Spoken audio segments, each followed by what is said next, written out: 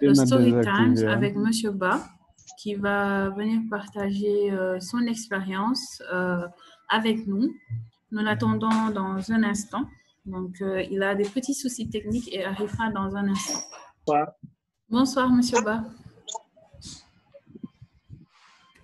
Comment allez-vous?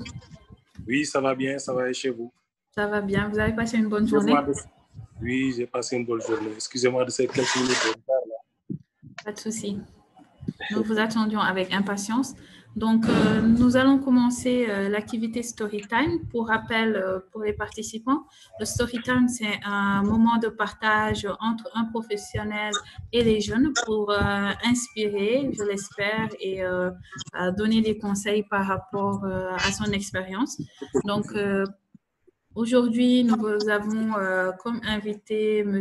Idriss Abba, qui est le directeur d'ICO, une coopération, une ONG locale qui s'active notamment dans le domaine de l'agriculture. Il est aussi le président de l'ONG, de l'association du moins SBIC, qui a Bargny Initiative Citoyenne, qui s'active autour d'activités citoyennes au niveau de Bargny. Donc, sans plus tarder, je vais le laisser se présenter beaucoup plus en détail.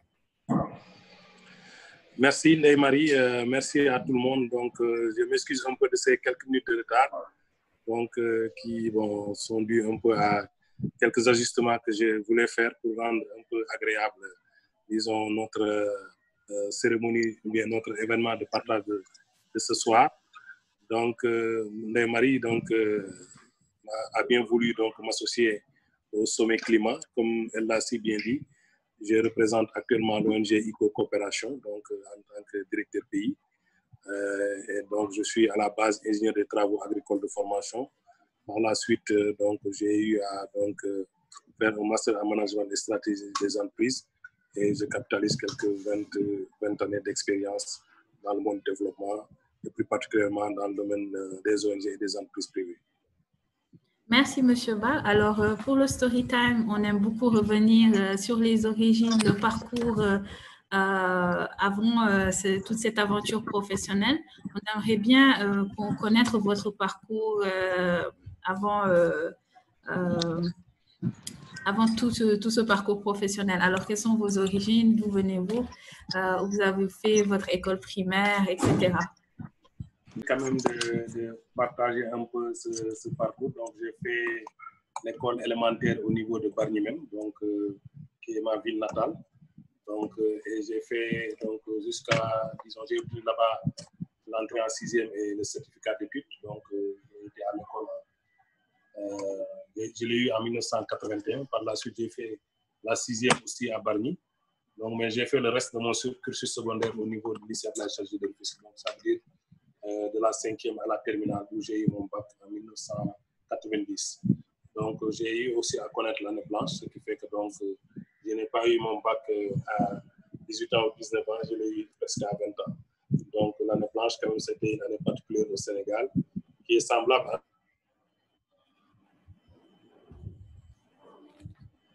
D'accord, quelques petits... Parce que nous vivons avec l'opportunité d'aller à l'école et donc faire donc, les examens. Donc, bon, mais cette année, quand même, les examens seront organisés et les élèves pourront passer normalement.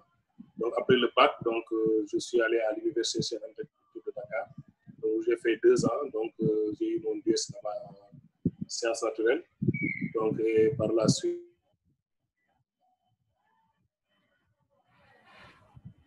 donc, je ne voyais pas continuer un peu jusqu'à la maîtrise parce que les opportunités qui s'offraient à cette époque, c'était principalement l'enseignement.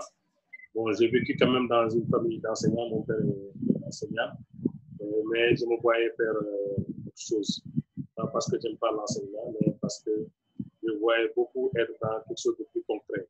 Donc, j'ai dû faire un concours d'entrée à l'École nationale de Cadre de Bambey. Donc, j'ai été diplômé entre 93 et 96. Donc, j'ai eu à faire, donc, en 95, j'ai eu mon diplôme d'ingénieur des travaux agricoles. Donc, mais je suis resté à l'école 2 ans, beaucoup plus donc, que prévu, après mon diplôme, parce que juste après mon diplôme, avec des amis, donc des promotionnaires, créé la junior entreprise rurale. Donc à l'époque, c'est aujourd'hui qu'on parle d'entrepreneuriat des jeunes, mais nous à l'époque, le vocable n'était pas là. Donc nous, on était déjà dans l'entrepreneuriat des jeunes. On avait monté notre entreprise pour faire de la production agricole et de la prestation de services. Donc quand je dis production agricole, ça entend que nous avions négocié avec notre établissement pour que nous puissions avoir accès à des terres, pouvoir produire. Et nous étions partis en dehors de l'établissement pour louer des poulaillers et faire de l'agriculture. Donc c'est pourquoi je suis resté encore 2 ans supplémentaires à Bambey après mon diplôme pour mener à bien ce projet junior entreprise rurale, donc avec quelques promotionnaires. Donc nous avons, bon an, mal an, essayé de tenir cette entreprise malgré que l'environnement n'était pas trop favorable, parce que déjà, bien que quelques autorités de l'école étaient favorables à, disons, notre installation, une bonne partie ne comprenait pas sortant de l'établissement aussi précisé pour Bambey, rester sur place pour produire donc, des ouvriers agricoles. Donc ça, ce n'était pas un environnement très favorable pour nous. Donc malgré ces difficultés, quand même, nous sommes restés du battre. Et donc monter notre entreprise, produire donc du légumes, donc nous devons sur le marché par le biais des femmes à la ferme récolter. Alors, Monsieur Ba, en ce moment, on vous entend depuis quelques moments un peu très faiblement. Donc, si vous pouvez juste répéter la partie de fin. Donc nous sommes restés 2 ans à l'école nationale des cadres de Bambey pour mener la junior entreprise rurale. Et donc, cette junior entreprise, comme je l'ai dit tantôt, elle faisait un peu de la production agricole et de la prestation de services. Dans la production agricole, il faut comprendre donc qu'on faisait du maraîchage et de l'agriculture. Donc, je disais que nous avions négocié à l'époque avec l'établissement pour qu'on nous alloue, donc, je pense que c'était 1 hectare ou 2, si je ne m'abuse, que nous puissions donc démarrer avec cette activité. Et on était sorti un peu de Bambey pour louer aussi donc, des poulaillers qui n'étaient pas utilisés, que l'on exploitait. Donc, cette activité était, disons, à cette époque, un peu venue un peu avant l'heure, parce qu'à l'époque, on ne parlait pas encore d'entrepreneuriat des jeunes. C'était difficile donc pour des jeunes comme nous, qui venaient juste d'être ingénieurs. Donc, à la limite même, ce n'était pas pour certains de nos professeurs valorisants de se transformer en ouvrier agricole et sur le terrain à produire. Parce qu'à l'époque, on voyait les ingénieurs de travaux dans les bureaux ou dans certains offices, donc encadrer des paysans donc, dans des bureaux ou bien être dans des grands projets, mais pas être, disons, au champ. Donc, et nous, on croyait fermement à cela et on s'est battu pour ça. Donc, pendant 2 ans, on a essayé, à partir donc, de nos ressources propres et à partir de certains appuis d'un de nos professeurs quand même qui nous avait un peu accompagnés, donc on a pu quand même développer cette activité. Donc, mais au courant de ce projet, nous sommes rencontrés à des difficultés comme tous les jeunes entrepreneurs rencontrent. La difficulté principale, c'était le financement. Mais nous, à l'époque, on comptait d'abord sur nous-mêmes pour pouvoir développer cette activité. L'autre problème auquel on était confronté, c'est-à-dire qu'on était, disons, lié à un revendeur qui achetait nos productions agricoles. Et que donc, à un moment donné, donc, lui, il avait un grand marché au niveau de l'hôtel Méridien Président, et qui donc était en relation avec nous et donc prenait donc la plupart des activités, disons, de notre production. À un moment donné, il a eu des difficultés à nous payer, et donc ça a créé des difficultés qui ont fait que nous n'avons pas pu, disons, nous sommes partis de 200 sujets, mais nous étions presque à 1000 sujets quand on était confrontés à ces difficultés. Donc, et aussi de l'autre côté, aussi au niveau de l'établissement, on s'était confrontés, il y a eu une panne du forage de l'établissement et nous avons été décrochés du forage de l'établissement.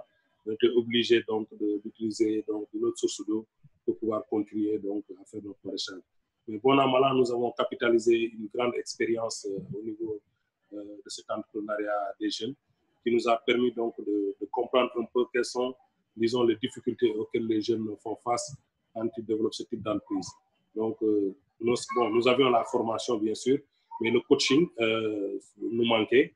Également, l'accès aux autres services aussi était difficile parce que ce n'était pas un concept à l'époque qui était en 97 accepté par tous. Donc, à la suite de cela, 2 ans après, quand on a eu cette difficulté, donc, nous avons eu une opportunité d'aller donc travailler dans une ONG. Mais je dois dire en passant que, en fait, je n'étais même pas prêt pour aller faire ce job, parce que pour moi, je croyais que l'entrepreneuriat était la voie dans laquelle je devais continuer. Donc, il s'est trouvé qu'il y avait une ONG qui était venue dans notre propre établissement et avait demandé à notre école de nous fournir donc un staff, quelques éléments qui étaient prêts à aller travailler dans des conditions où ils n'avaient pas beaucoup besoin d'encadrement, mais qui étaient prêts quand même à se frotter à la réalité, à apporter des solutions par rapport aux communautés à encadrer. Donc, quand ils ont proposé la première liste, donc cette ONG est venu à l'école, leur a demandé que vous nous avez proposé une liste, mais dans cette liste-là, qui pensez-vous est le plus capable donc de mener à bien cette activité? Donc, je n'étais pas dans la liste, hein, je dois dire. Donc, quand les professeurs sont constatés, ils ont dit que, bon, si on doit dire vrai, il y a quelqu'un quand même que nous pensons qu'il est beaucoup plus armé, disons, moralement pour aller le faire. Parce que, donc, il peut se confronter à des réalités difficiles, il peut essayer de trouver des solutions. Donc, c'est comme ça qu'ils m'ont appelé au bureau, ils m'ont dit que, bon, nous avons trouvé du travail pour toi. J'ai dit, non, moi, je travaille déjà. J'ai ma ferme, nous sommes dans mon poulailler. Ils m'ont dit, non, ça, c'est du sérieux parce que c'est, disons, la crédibilité de l'école qui est en jeu. Nous avions déjà envoyé une liste, mais eux-mêmes, ils sont déplacés ici pour demander de leur donner quelqu'un qui est capable tout de suite d'être opérationnel. Donc, nous pensons que vous faites, disons, vous faites le profil de l'emploi. Ce n'est pas parce que j'étais le meilleur que les autres, hein, parce que vous n'étiez pas le majoritairement comme moi, hein, mais du point de vue des capacités, disons, d'adaptation, des capacités, disons, de prise d'initiative, bon, mes professeurs pensaient que j'étais l'élément le plus capable à l'époque. Donc, après quelques hésitations, vu qu'on rencontrait des difficultés et que la plupart de mes camarades aussi avec qui j'ai partagé cette union entreprise avaient commencé aussi à trouver d'autres portes de sortie, la plupart étaient déjà partis, hein, donc ils m'avaient laissé sur le terrain. Donc, je me suis dit que bon, peut-être c'était le moment aussi de changer de cap. Donc, c'est comme ça que j'ai atterri au Hunger Project Sénégal en avril 97. Et là-bas, directement, je pense, le premier jour, je ne suis même pas allé à le bureau à Dakar, ils m'ont envoyé directement sur le terrain à Pâle. Donc, c'est à Pâle que j'ai commencé réellement à travailler avec les communautés, disons, dans les ONG. Donc, de là-bas, à l'époque, l'ONG, je me rappelle, intervenait dans 4 villages. Et de 97 à 2010, donc j'ai travaillé au niveau de Hunger Project comme d'abord chargé de projet dans un village, avec 4 autres villages. Mais nous avons pu donc placer le Hunger Project dans 4 régions. Donc, disons, de 97 à 2010, nous avons pu avec des centaines de villages. Et donc, avec une stratégie qui était basée sur donc, accompagner les communautés à, disons, avoir accès à la sécurité alimentaire. Et dans ce cas, nous avons beaucoup travaillé avec les groupements de femmes. Nous avons mis en place beaucoup de petites et moyennes entreprises. Notamment, je me rappelle la banque rurale des femmes de Pâle, la mutuelle d'épargne et des crédits des femmes de Pâle. Donc, ça porte notre empreinte. Donc, je pense qu'à l'époque, à Saint-Louis, ça devait être l'une des seules banques à être pilotée par des femmes. La Fédération des groupements féminins de Pâle, qui était composée de 52 groupements féminins, répartis dans 52 villages. Nous avons également pu, à Pâle aussi, à la suite, donc, dans les années 97-98, il y avait, je pense, une épidémie, si je me rappelle bien, soit de choléra. Et je pense qu'au Sénégal, si je ne me trompe pas, hein, les dates. Donc, à la suite de cela, il y avait beaucoup de malnutrition dans la zone. Et donc, il y avait un projet qui était là, qu'on nous avait confié pour essayer de lutter contre la malnutrition. Mais à l'époque, je me suis dit que c'était bien d'amener les femmes, disons, au niveau du centre de santé, de les prendre en charge là-bas. Il y avait ce qu'on appelait le centre de récupération nutritionnelle, les CREN. Mais j'avais vu qu'on achetait beaucoup de produits comme des céréales ou d'autres produits forgeables, mais tous ces produits, c'était des produits qui n'étaient pas, disons, cuisinés ici au Sénégal. Donc, j'ai regardé le marché de Pâle, je me suis rendu compte que tous les produits qui composaient, en fait, existaient déjà.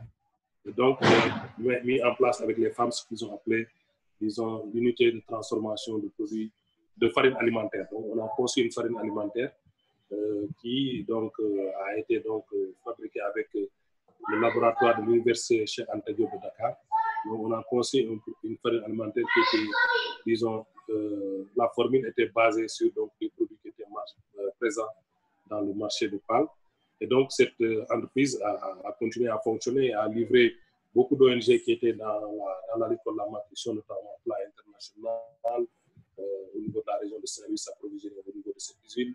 Notamment, il y avait un projet aussi de renforcement de la nutrition qui était dans la zone de Dara Djolof et Linguère qui s'approvisionnait autour de cette Aquadev, qui s'approvisionnait aussi dans une usine. Il y avait aussi un projet qui était à Djoum, qui était piloté par l'ONG américaine aussi qui s'approvisionnait. Ce qui fait qu'ils avaient beaucoup de clients institutionnels. Et je me rappelle qu'au moins, il ne se passait pas une semaine où il y avait des commandes de plus de 2 millions à l'époque pour ces femmes, pour cette farine alimentaire.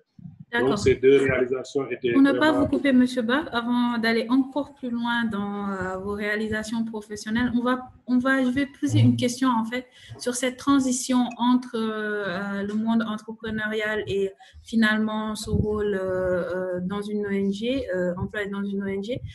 Est-ce que, en fait, l'adaptation a été difficile pour vous ou vous vous êtes très vite retrouvé?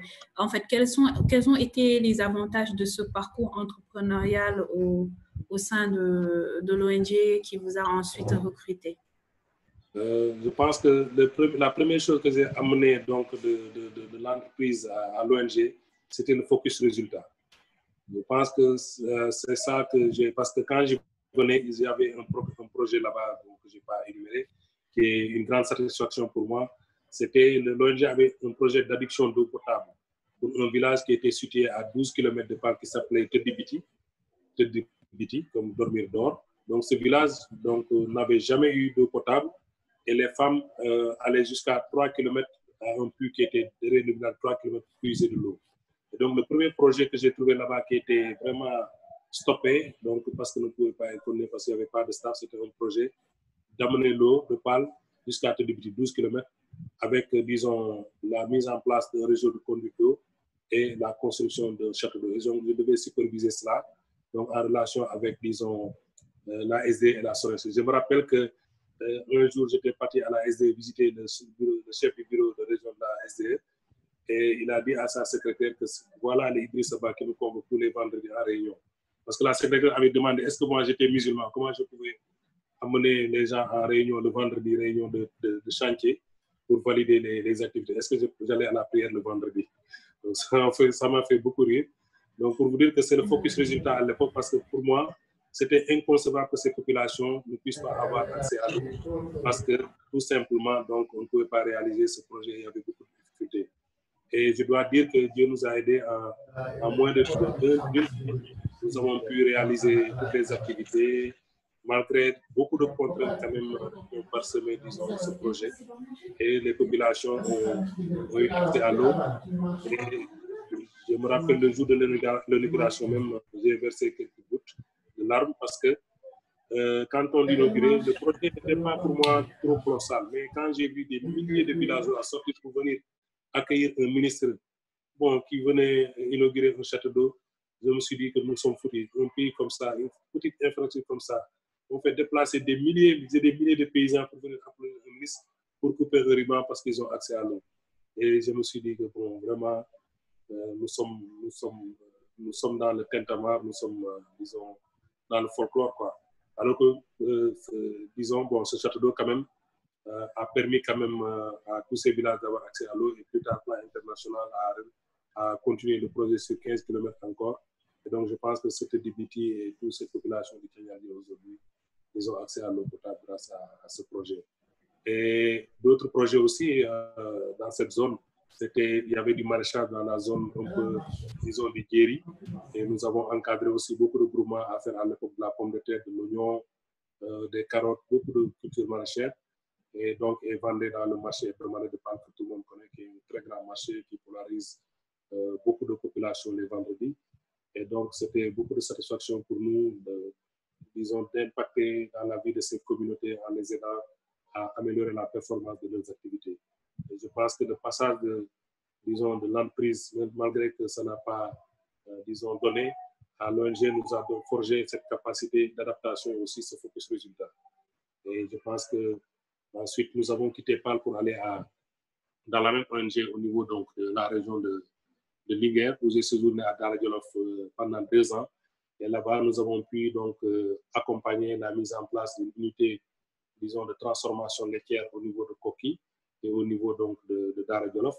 Et une unité qu'on a professionnalisée et aujourd'hui, jusqu'à présent, qui marche, qui fournit du lait.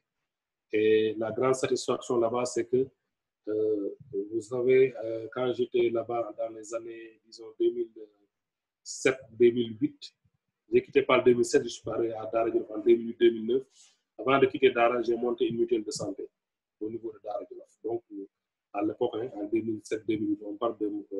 et je pense que même quand on reprenait le programme d'accès universel à la maladie, la mutuelle de santé de Dara que j'avais appuyé à mettre en place a été, disons, cette mutuelle a été, disons, reversée dans le programme de maladie universelle, donc l'accès universel à la santé via les mutuelles de santé. Donc, à l'époque, en 2008, avant de quitter Dara, donc j'avais déjà accompagné les femmes à monter leur propre mutuelle de santé.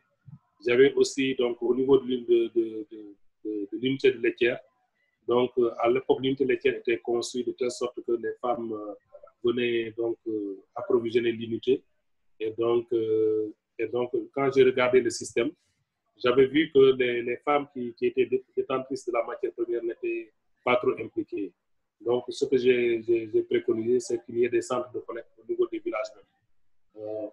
Au lieu que les femmes viennent jusqu'au niveau de l'épicentre pour amener le lait. Donc, on a doté ces femmes d'instruments, de charrettes et de tout. Tous les équipements nécessaires pour pouvoir collecter au niveau de leur village pour éviter à ce que les femmes viennent en nombre et, disons, dépensent beaucoup de kilomètres pour amener 2 litres ou 3 litres. Justement, donc, en fait, comment faire pour comprendre les besoins immédiats des populations et mettre en place aussi vite des solutions?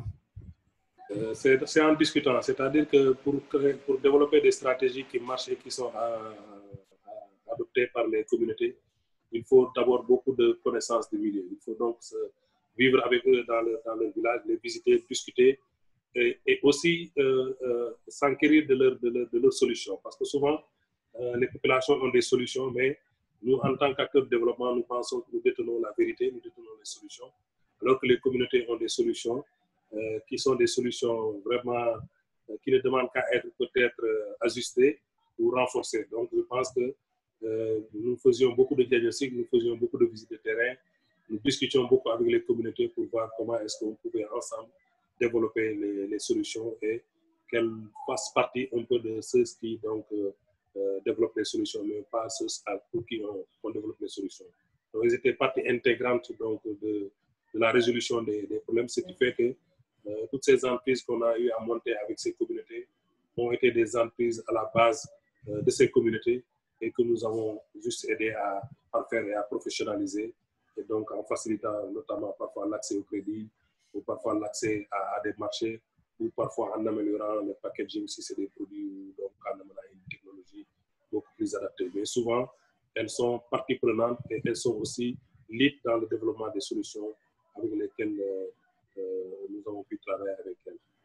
Donc, ça, c'est 2 ans à Dara. Ensuite, je suis venu à Louga. Donc, à partir de 2009, donc 2009-2010, toujours avec le Hunger Project. Donc, c'était principalement des programmes de sécurité alimentaire, des programmes d'éducation, de formation qualifiante. Parce que je dois dire en passant que nous avions un très grand programme d'alphabétisation et de formation qualifiante. Et à l'époque, nous avions capitalisé l'expérience qu'on utilise aujourd'hui dans l'enseignement général, qui est l'approche par les compétences. J'ai eu la chance, donc, en 2008-2009, quand j'étais à Dara, non, 2007 d'abord, quand j'étais à Pal, avant d'aller à Dara, 2007. Et 2006, je travaille avec la Fondation Paul Guéret-Lajoie pour développer l'approche par les compétences autour donc, de l'agriculture de manière globale. Donc, j'étais superviseur et c'est là-bas où on a travaillé sur les premiers modules donc, en utilisant l'approche par les compétences. Et par la suite, quand le projet a terminé, donc, on a présenté ça au ministère de l'Enseignement et de la Formation professionnelle à l'époque. C'était M. Badji, je pense, si je me trompe.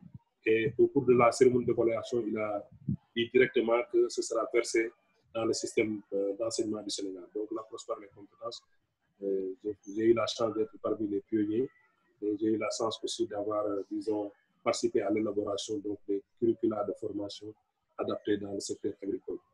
Donc, c'est en gros, c'est cette expérience. Pouvez-vous revenir sur cette approche par les compétences? Qu'est-ce que ça veut dire en fait en termes simples? En termes simples, ça veut dire que l'approche, c'est une approche d'enseignement, de pédagogie qui met l'élève au centre donc, de l'enseignement. C'est l'élève qui dit, l'élève, il n'est pas sujet, disons, mais il est au centre de l'apprentissage. Donc, étant au centre de l'apprentissage, c'est lui-même qui, en recevant disons, il est accompagné dans l'exercice d'apprentissage de manière très pratique pour développer des compétences. Et c'est l'élève même qui juge d'abord qu'il peut faire avant que l'évaluateur ne vienne. Donc, dans cette approche, donc l'élève il est au centre. Donc, ce n'est pas l'enseignant qui vient évaluer l'élève sur des sujets qu'il n'a pas appris. Par exemple, on ne peut pas, dans l'approche par les compétences, évaluer quelqu'un sur quelque chose qu'il n'a pas, disons, acquis comme compétence. On ne peut pas aussi l'évaluer sans qu'il ne sache sur quelle partie on va l'évaluer. Donc, je pense que c'est une approche vraiment qui met l'élève au centre et c'est lui d'abord dans la mise en œuvre de ce projet. L'élève d'abord, ce qu'on a fait d'abord, c'est qu'on avait d'abord ce qu'on appelle une analyse de situation de travail quand on voulait développer les curricula. C'est-à-dire qu'on a fait des diagnostics d'entreprises agricoles et dans d'autres, parce qu'il y avait beaucoup de filières, il y en a qui étaient dans le froid, il y en a qui étaient dans l'agriculture, il y en a qui étaient dans la mécanique. Et pour ce qui concerne l'agriculture d'abord, ce qu'on a fait, on a fait une analyse de situation de travail de 3 types d'entreprises. Une entreprise agricole très développée, une entreprise agricole moyennement développée et une entreprise agricole artisanale. Et là-bas, on a regardé toutes les tâches qui concourent à développer un produit. Et on a essayé donc d'identifier les différents produits qu'une ferme agricole, par exemple, développe. S'il fait du lait, par exemple, quelles sont les différentes tâches pour faire le lait, donc qui est prêt à être consommé. Donc, et là, nous avons essayé donc de les décrire.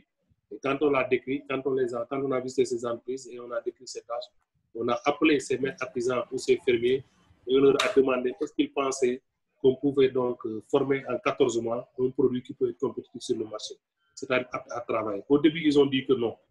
La plupart des maîtres artisans, les tailleurs ou les menuisiers qui étaient là-bas, ils ont dit que non. On a dit pourquoi ils disent que donc, généralement les apprenants faisaient 3 ans en saison. On a dit mais les apprenants font 3 ans chez vous parce que quand, par exemple, un jeune vient dans un atelier de tailleur, les 6 premiers mois, il est là-bas pour attiser le feu pour faire le thé, ou bien il est là-bas pour qu'on lui envoie pour aller acheter des aiguilles, ou bien pour acheter des fils, ou bien pour acheter de la matière, ou bien pour aller prendre le repas du patron. Donc, est-ce que ce gars-là, pendant ces 6 premiers mois, il n'a pas quelque chose? Donc, on leur a posé ce type de questions et ils étaient conscients que l'élève ou l'apprenant perdait beaucoup de temps les premiers mois à ne rien faire. Donc, nous, on a dit que est-ce que si on amène toutes les matières d'œuvre et on met toutes les conditions, ils pouvaient commencer les apprentissages dès que l'élève franchit le premier jour le portail de l'atelier. Donc, ils ont été d'accord et on a travaillé avec ces maîtres artisans à développer les curricula au bout de 14 mois. Et donc, on a développé l'approche par les compétences au niveau de la formation professionnelle. Donc, pour 14 mois, donc, on l'a expérimenté sur le terrain avec le projet de PAFNA, la Fondation pour donner la joie. Et au bout de 14 mois, nous avions à peu près 622 apprenants répartis dans les régions de Louga et de Saint-Louis. Et les élèves qu'on avait pris, c'était des élèves qui, disons, ne poursuivaient plus les études, donc ils avaient raté les études à partir de la 6e, ils étaient exclus du système, ou bien des néo-alphabètes, ceux qui venaient juste de faire la première tranche d'alphabétisation. Ce sont ces types d'apprenants qu'on a mis dans les ateliers et dans les fermes et qu'on a confiés aux maîtres artisans et qu'on a supervisé au bout de 14 mois. C'était des produits finis. Et la plupart, à peu près 80% de ces produits ont été recrutés par ceux qui leur donnaient l'apprentissage. Parce qu'ils ont vu très rapidement qu'il y avait une nette différence entre ces apprenants, ces apprentis et les apprentis traditionnels qu'ils avaient. Parce que ces gens-là, ils ont été formés suivant des curricula bien déterminés et ils ont été dotés d'outils et ils ont été évalués sur cette approche.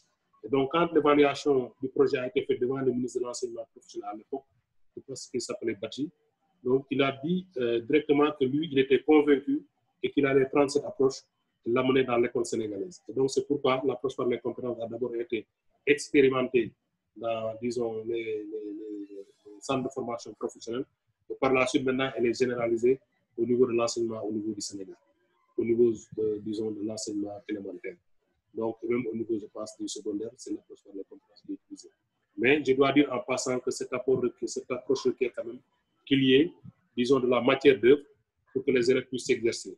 Mais ce que je vois ici, par exemple, ma fille, quand je regarde comment ils font l'approche par les compétences, beaucoup de choses, ils l'apprennent théoriquement, mais ils ne le pratiquent pas. Alors que l'approche par les compétences, elle est deux, c'est-à-dire la théorie et la pratique. L'élève, il faut, après avoir maîtrisé la partie théorique, aller s'exercer sur la pratique jusqu'à maîtriser la compétence pour dire qu'il maîtrise. Et ensuite, là, on l'évalue. Lui-même, il sait évaluer. Ensuite, on l'évalue avant disons, de valider les compétences.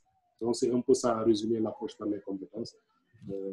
Merci. Alors, on a fait un peu le tour du Sénégal avec vous. Vous êtes passé de région en région en très peu de temps pour la mise en place de vos projets. Et si vous aviez à donner un constat général par rapport à votre expérience locale avant de passer à votre expérience, bien sûr, dans d'autres pays, quelles sont les choses qui vous ont beaucoup plus marqué dans vos expériences du point de vue local, notamment dans le domaine de l'agriculture? Ce qui m'a le plus marqué, c'est la capacité de résilience des acteurs locaux. C'est quelque chose qui m'a beaucoup marqué parce que j'ai travaillé dans des écosystèmes très difficiles. Donc, qui parle de la zone de Pal, c'est la zone un peu, disons, après le Nord Louga, c'est une zone un peu aride, disons, mais il y a des poches quand même, disons, où il y a des opportunités maraîchères, surtout dans la zone du Djeri. Mais les capacités de résilience des communautés qui parviennent, malgré ces conditions difficiles, à développer des stratégies qui leur permettent de produire et de nourrir les familles. Donc ça, j'ai beaucoup appris là-bas, donc des stratégies endogènes que les populations ont développées pour pouvoir donc, par exemple, mieux utiliser. Parce que le premier système goutte à goutte que j'ai vu, c'était un système artisanal fait par un paysan qui s'appelle Magaï Gueye au niveau donc, de la zone de Mathias. Et par la suite, c'est bien après des années que j'ai vu le goutte à goutte. Et lui, il utilisait déjà le goutte à goutte, mais fait localement. C'était un vieux, et bon, il n'était pas connu, il était dans son village, mais quand même, il utilisait un système d'économie d'eau en utilisant, disons, des gaines qui lui permettaient donc d'arroser en minimisant, donc, disons, l'utilisation de l'eau parce qu'il n'avait pas beaucoup d'eau et parvenait à faire, disons, de la pomme de terre, parvenait à faire des oignons et à coller au marché. Donc, c'est cette capacité d'adaptation et cette capacité d'innovation en milieu rural qui ne sont pas souvent valorisées, que j'ai beaucoup donc, apprécié au niveau donc, local. Le deuxième aspect aussi que j'ai aimé, c'est de travailler avec les femmes au niveau des communautés. Parce que ce que j'ai vu, c'est que les femmes, quelle que soit disons, la modestie des moyens, elles ont la capacité de transformer et de la valoriser. Alors que ce n'est pas évident, souvent pour les hommes qui ont besoin de beaucoup plus de capitaux pour pouvoir démarrer. Alors que les femmes, ils ont besoin de minimum pour transformer le minimum de ressources qu'ils ont en opportunités et en valeur. Et ça aussi, c'est quelque chose que j'ai beaucoup apprécié partout où je suis passé avec le projet Famille Rural. Donc, voilà en fait les deux aspects sur lesquels je peux dire que ce sont des aspects qui m'ont marqué au niveau de mon passage à Pal. Et par exemple, à Pal aussi, il y avait un vieux qui était dans un village, j'ai oublié le nom du village, mais il s'appelait Ibrahim Sam. Il a même été décoré par le PNUD. C'est un vieux qui a peut-être Ibrahim Sam, je pense, il a fait Google dans les années 2000. Vous verrez son nom, il a été primé par le PNUD. Il a reboisé presque, si je ne m'abuse, plus des centaines d'hectares dans cette zone. Un vieux qui déjà dans les années, il a été à l'époque accompagné par l'ONG Green Sénégal, peut-être que vous connaissez, qui travaille dans l'environnement. Et Green avait accompagné ce vieux, et ce vieux, il m'avait beaucoup marqué parce qu'il avait complètement changé les conditions environnementales de cette zone par le reboisement. Donc, il a été, disons décoré par le PNUD à l'époque, qu'il avait accompagné à travers un projet pour les efforts qu'il avait fait. Donc, c'est aussi pour vous dire que malgré les conditions difficiles, comme je l'ai dit, les capacités d'adaptation et de résilience des populations locales m'ont beaucoup séduit. Très intéressant et félicitations pour votre parcours et toute cette expérience que vous avez par rapport aux acteurs locaux. Alors, je sais également que vous avez une expérience en dehors du Sénégal, notamment au Mali. Comment s'est passée cette transition entre le Sénégal et le Mali et qu'est-ce que, en fait, vous avez appris de votre expérience en dehors du Sénégal? Je dois dire que j'ai été au Mali parce que il y a deux choses qui m'ont poussé à aller au Mali. La première, c'est peut-être, je peux le dire, il y avait une petite déception aussi au niveau local. Et la deuxième, c'était il y avait une opportunité. Bon, je vais venir à la déception parce que c'est important, parce que c'était lié à la junior entreprise rurale toujours. Parce que avant d'aller au Mali, donc, disons, dans les années 2000, juste avant l'alternance, nous avions développé un grand projet qui s'appelait Agropole. Maintenant, vous entendez au Sénégal parler d'Agropole, n'est-ce pas? Nous, déjà, en 2000, on avait développé un projet qui s'appelait Agropole. Et Agropole, c'était un projet qui visait à insérer des jeunes ingénieurs, des techniciens agricoles. Et nous avions donc, avec une ONG qui est une entreprise qui était au nord à Saint-Louis, Agrinord, qui avait une ferme de 100 hectares. Elle était présente pendant 17 ans dans la zone du nord, à Sawagne précisément. Et donc, cette entreprise, l'entrepreneur voulait donc se retirer parce qu'il se sentait un peu, disons, il y avait la lassitude. Et il voulait aussi aller aux États-Unis. Donc, mais il voulait, avant d'aller, quand même trouver des personnes léguer la ferme. Donc, on s'est entendu avec notre junior entreprise parce que je n'avais pas lâché l'affaire malgré que j'étais de l'autre côté de l'ONG. Donc, on s'est entendu pour monter un projet sur 300 hectares. Oui, 300 hectares dans la zone de Sawagne. Et on avait une délibération de 500 hectares de la collectivité locale à l'époque, qui nous permettait à l'époque, hein, vous allez écouter bien les chiffres que je vais vous donner, de produire, disons, de la pomme de terre à 56 francs le kilo, workshop. 56 francs le kilo, workshop. Qui nous permettait à l'époque de produire l'oignon, je pense, 52 francs. 56 francs. 56 francs. En 2000, on proposait la pomme de terre à 56 francs, l'oignon à 52 francs.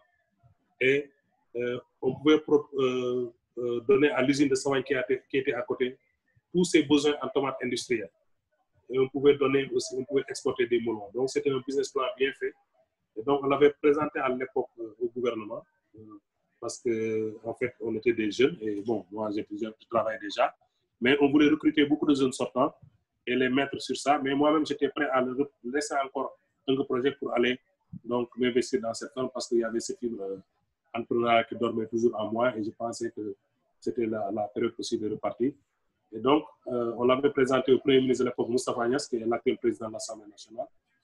Et il avait instruit son conseiller à l'agriculture et au ministre de l'Agriculture de Ndossova. Ils nous ont reçus et ils ont trouvé que le projet était bien. Ensuite, ils nous ont mis en relation avec le ministre de l'Emploi, Yerodé. Je pense que de tous les ministres sénégalais que je connais, je peux dire que Yerodé, c'est le meilleur des ministres. Peut-être que vous ne le connaissez pas, il était le ministre de l'Emploi à l'époque. Il était de la LDMPT. Tous les Sénégalais, peut-être que vous ne le connaissez parce que c'est quelqu'un de très effacé. Quand il a quitté le gouvernement, il a quitté les affaires publiques. Personne ne l'entend plus dans rien du tout. Donc, il était entré ministre presque anonyme, il est sorti ministre presque anonyme. Mais quand même un grand travailleur. Et lui, quand il a regardé notre projet, on lui a expliqué, il a dit que c'est ce projet que je veux pour montrer que les jeunes peuvent transformer l'agriculture sénégalaise. Donc, il a commis un cabinet indépendant pour aller faire la contre-expertise de notre projet pour voir si c'était un projet bancable. Senagrosol à l'époque. Senagrosol a fait l'étude et est revenu pour dire au ministre c'est un projet bancable. Ce que je conseille aux jeunes seulement, c'est de ne pas partir de 10 hectares par ingénieur, mais de commencer par 5 hectares et de grandir. Et donc, ce faisant, Yerodé nous a financé un séminaire, disons, d'harmonisation. On a fait le séminaire. Et donc, ensuite, il nous a introduit auprès de la Banque agricole. La Banque agricole a dit qu'elle pouvait financer le projet et nous avait demandé d'individualiser les dossiers. Donc, toutes les économies qu'on avait, on a ouvert des comptes pour tous les, disons, les ingénieurs, 30 ingénieurs qui devaient faire partie. La Banque agricole, quelques mois après, est revenue nous convoquer pour nous dire qu'elle ne pouvait plus financer le projet. Et donc, c'était une très grande déception. Et c'est depuis que ce projet est rentré dans l'eau. Mais en fait, c'est Et pour se dire qu'il y avait de fortes garanties dans le projet parce que l'usine de Savagne, à qui on vendait la tomate, nous avait fait un contrat à faire pour acheter toute la production, non seulement, mais était prêt à mettre 200 millions dans le projet pour tout ce qui est achat d'engrais en termes de préfinancement. Pour vous dire que ce qu'on demandait pour financement pour la banque n'était pas, disons, aussi costaud parce qu'il y avait des garanties de commercialisation. Mais je pense qu'à l'époque, il y avait beaucoup de lobbies qui n'étaient pas, disons, qui étaient en bas, qui étaient au courant du projet, qui ne voulaient pas que ce projet prenne forme parce que, en fait, nos produits allaient conquérir, disons, être plus compétitifs sur le marché. Et notre idée, c'était même de faire travailler des étudiants qui allaient ouvrir des franchises au niveau des villes à qui on allait livrer l'oignon et la pomme de terre et le vendre moyennant 25 francs de plus sur le kilo. Donc, pour vous dire que ça, c'est la déception qui, depuis j'ai ruminé, je disais que moi, si j'ai l'opportunité de quitter ce pays-là, je vais quitter parce que les gens-là ne veulent pas travailler. Le deuxième aspect, c'est que bon, quand j'étais en Hunger Project, j'avais un projet qui était financé par ICO Coopération et la chargée de programme de ICO à l'époque avait bien apprécié le travail que je faisais et elle m'avait dit qu'il y avait une opportunité parce qu'ils avaient ouvert, disons, un bureau à Bamako, un bureau régional qui couvrait l'Afrique de l'Ouest. Et vraiment, je devais appliquer s'il y a une opportunité. Et quand il y a une opportunité de chercher un chargé de programme pour le développement économique, j'ai postulé. Et ensuite, on m'a recruté pour aller au bureau régional. Donc, ICO était un des bailleurs de projet à l'époque. Donc, j'ai migré là-bas. Et là-bas, donc, au Mali. Donc, j'étais donc dans le programme. D'abord, quand je suis venu, ils m'ont recruté, ils m'ont mis dans l'équipe économique. Mais quand ils ont regardé mon CV, ils ont vu que j'avais travaillé dans l'éducation et la formation qualifiante. Ils m'ont aussi donné une partie du portefeuille donc, de l'accès à l'éducation. Donc, parce qu'il y avait donc, un programme d'éducation pour le Sénégal. Et je devais venir encore superviser mon ancienne ONG et d'autres ONG qui étaient financées par ICO donc, par rapport à ce programme. Et il y avait le programme économique donc j'étais le responsable pour le Mali et le Burkina et pour le Bénin une partie des activités. Donc là-bas, donc j'ai fait donc de 2010, novembre 2010 exactement, jusqu'à maintenant je travaille pour ICO, mais au bureau régional j'ai travaillé jusqu'en 2015. Donc de 2010 à 2015 avant de revenir au Sénégal pour le bureau national. Donc là-bas, quand même, j'ai pu acquérir une expérience internationale, donc parce que j'ai travaillé dans beaucoup de programmes, sur beaucoup de chaînes de valeur, notamment sur le coton d'abord, où j'ai dit à ICO de quitter le coton parce que ce n'était pas stratégique, sur le karité, sur le sésame, sur le maïs, sur les poissons, sur l'oignon, sur divers programmes que ICO avait sur le développement économique dans les deux pays principalement que sont le Burkina Faso et le Mali. Donc, j'ai aussi pu travailler dans les programmes aussi qui étaient pour l'intégration des TIC dans le développement économique avec ICO. Mais entre parenthèses aussi, j'ai quitté ICO entre 2012 et 2014. Parce que j'ai commencé à ICO en 2010 et en 2012, j'ai quitté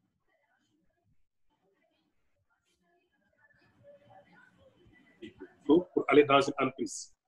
J'ai quitté ICO qui s'appelait, disons, mais avant de quitter ICO, les 6 derniers mois que j'ai fait à ICO, ils m'ont confié une entreprise qui s'appelait Yiriwa SA. C'était une entreprise à laquelle ICO était actionnaire avec le KIT. Et dans cette entreprise, j'étais promu directeur général parce que le directeur général qui était là-bas n'avait pas très bien géré l'entreprise et l'entreprise était dans des difficultés. Et donc, ils m'ont demandé d'aller gérer l'entreprise. Donc, quand je suis parti, j'ai trouvé que bon, c'était un peu difficile. On a essayé de faire un business plan pour essayer de remobiliser, disons, les actionnaires et, disons, les partenaires financiers qui étaient à l'époque des banques néerlandaises pour nous soutenir. Mais les banques n'étaient pas encore prêtes à l'époque à nous soutenir parce que, donc, ils nous donnaient jusqu'en avril alors qu'on avait besoin, disons, je pense que c'était en octobre, disons, parce que c'était la période de récolte. Donc, d'acheter du cash pour acheter les produits à stocker dans les magasins et à, disons, exporter à l'extérieur. C'était des produits bio. En fait, Yiriwa SA encadrait des paysans dans l'agriculture biologique et racheter la production pour pouvoir l'exporter. donc, au niveau donc, dans le marché européen. Donc, c'était ça principalement notre travail là-bas. Donc, principalement, nous exportons du sésame, de l'hibiscus, du bissap bio, du sésame bio, et quoi encore, de l'arachide bio. Donc, c'est principalement les 3 produits que l'on exportait vers l'Europe, notamment l'Allemagne et les Pays-Bas. Donc, mais il s'est trouvé que il y avait beaucoup de difficultés et bon, donc quand j'ai regardé l'évolution des chiffres, j'ai regardé aussi les pertes qu'il y avait. Donc, j'ai proposé à ICO d'aller, disons, en faillite, donc de déclarer la faillite.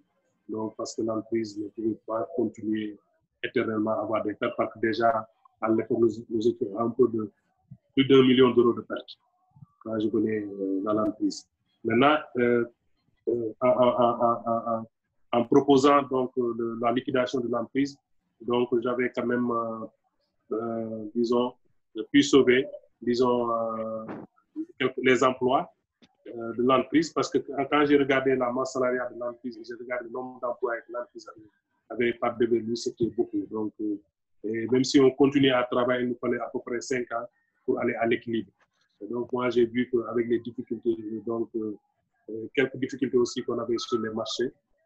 Parfois, il y avait des produits qu'on exportait qui n'étaient pas totalement bio, qui étaient contaminés pendant la période de transport, qui nous revenaient. Donc, je dis que ce serait difficile de continuer pour être, disons, compétitif. Donc, c'était une décision difficile. Donc, ce que j'ai proposé à ICO, c'est de mettre en place une fondation, une association, qui va donc absorber tous les employés. Et donc, comme on avait à ICO un budget qui était donc destiné à accompagner les paysans, donc on donne cet argent qui était à peu près 300 000 euros qu'on a donné donc à la fondation, pour que la fondation de prendre en charge, disons, l'accompagnement des producteurs pour pouvoir donc toujours bénéficier de cette certification bio pour pouvoir continuer à exporter. Donc, c'est le plan B que j'avais proposé, qui a été accepté. On a liquidé l'entreprise, on a payé les droits, on a créé la fondation, on a transféré, donc, disons, le financement qui nous permettait de continuer. Donc, à la fin, donc, quand je suis revenu reprendre mon poste, donc, entre-temps, il y avait une autre entreprise que ICO avait accompagnée qui s'appelait Mali Biocarburant SA. Et donc, la façon de travailler de Mali Biocarburant m'avait vraiment séduit parce que je représentais ICO dans le conseil d'administration de Mali Biocarburant, notamment dans la fondation Faso Biocarburant.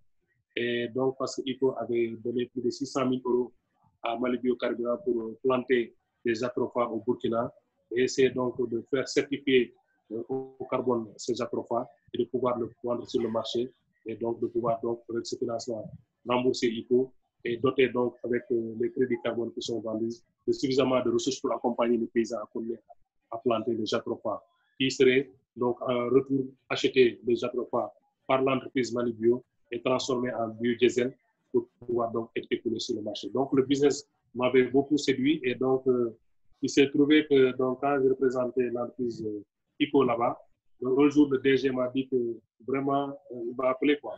Il m'a dit que vraiment je vois la manière dont tu nous aides au niveau du conseil d'administration et que vraiment je voudrais que tu viennes travailler avec nous. Je lui dis que bon, moi je suis à ICO, est-ce que ce que tu es en train de faire là, c'est bon pour ICO? Il m'a dit bon, nous allons avoir un financement de 2 milliards de l'AFD, l'Agence française de développement.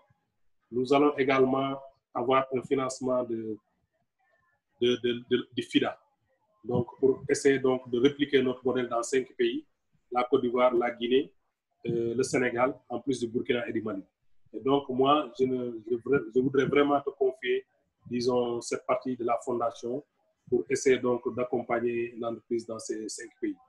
Donc, j'avais vu qu'il y avait une opportunité vraiment de travailler dans d'autres pays que je n'avais pas encore travaillé. Aussi, bon, avec ICO, bon, je pensais aussi avoir, même si c'était 2 ans, suffisamment donc, apporté pour aller chercher ailleurs. Donc, et de là-bas, j'ai dit à mon employeur ICO, bon, écoutez, vous soutenez Mali Biocarburant, mais ils m'ont donné une offre sur la table. Bon, ce n'est pas une offre financière qui est beaucoup plus alléchante, c'est à peu près les mêmes salaires. Mais je trouve que donc là-bas, il y a beaucoup de challenges qui sont proches de ma fibre entrepreneuriale et je voudrais vraiment y aller, quoi. Donc, bon, on s'est entendu, ils m'ont laissé partir. Donc, je suis parti à Mali Bio, mais figurez-vous, je suis parti à Mali Bio en 2012, le 23 mars. Et le 23 mars, si vous vous rappelez, ça a coïncidé avec le coup d'État au Mali. Et donc, c'est le jour où j'ai pris service qu'il y a eu le coup d'État. Wow. Et voilà, donc le coup d'État, vous savez, ça a été une expérience très dure hein, pour Mali Bio et pour le Mali globalement. Parce que quand il y a eu le coup d'État, toute la communauté internationale a décidé d'arrêter, disons, d'arrêter l'aide ou d'arrêter la coopération avec le Mali pour contraindre le pouvoir militaire à rendre, disons, à organiser des élections libres et transparentes et pour remettre la démocratie en marche. Et donc, entre-temps, Mali Bio avait déjà signé avec l'AFD un prêt de 2 milliards. Et l'AFD, comme c'est la coopération française, ils ont décidé aussi de stopper ce prêt de 2 milliards. Donc, vous voyez, je tombe dans une soupe avec beaucoup d'espoir et je viens, bon, nous rencontrons des difficultés.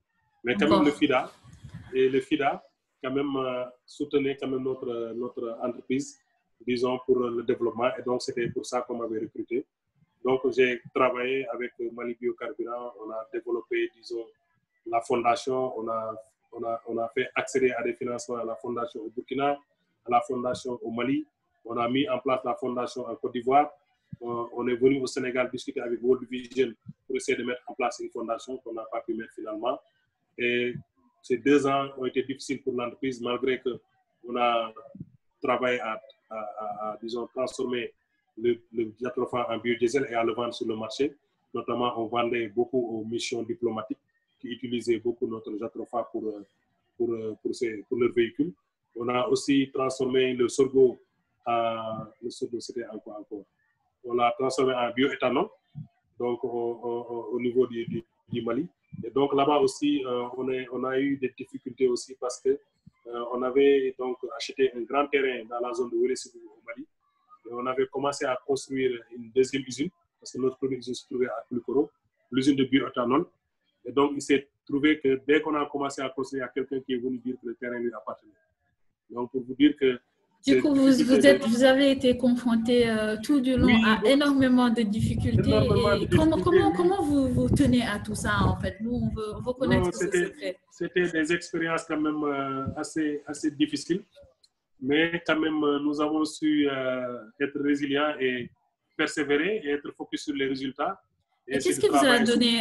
Est-ce que c'est cette expérience avec la junior entreprise qui finalement était une expérience avec beaucoup de hauts et de bas qui vous a donné cette capacité de résilience face à toute situation professionnelle, quelle qu'elle soit? Il y a ça, il y a l'éducation aussi, je pense, l'éducation familiale aussi. Donc ça bon, parce que je suis aussi un fils de Dara, hein, même si je n'ai pas été à l'école à Manier, mais quand même nous sommes issus d'une famille de Dara où bon, les gens ils ont certaines valeurs quand même qui nous inculquent. Donc on a vécu dans des environnements pas de luxe, des environnements moyens, normaux. Et donc je pense que l'éducation, plus maintenant, disons, l'entrepreneuriat qu'on a un peu, disons, tapé, plus aussi les interactions qu'on a eues quand on était en gros projet avec les acteurs. Parce que je pense que ce qui nous a motivés un peu malgré les difficultés, c'est à la fin de regarder les communautés avec lesquelles nous travaillons. Qu'est-ce qu'ils gagnent dans ces partenariats qu'on met en place. Et je veux vous dire que, par exemple, aujourd'hui, l'histoire avec la sédiment sur le fossé, nous, à l'époque, à Mali Biocarburant, on l'avait réglé.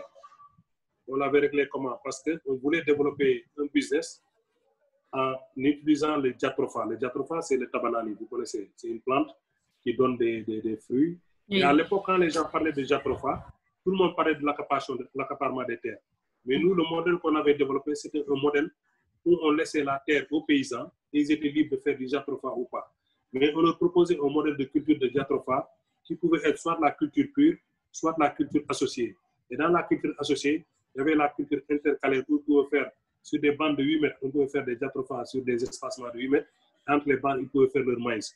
Ou bien ils pouvaient aussi faire de Jatropha sous forme de fence de clôture. Donc on avait 3 modèles qu'on proposait aux paysans. Et chaque paysan qui adoptait un modèle, nous battions pour qu'ils puissent accéder à des semences de qualité de maïs et à de l'engrais. Donc on les avait regroupés dans une fondation et on accompagnait leur coopérative à accéder aux intrants de qualité pour faire la production.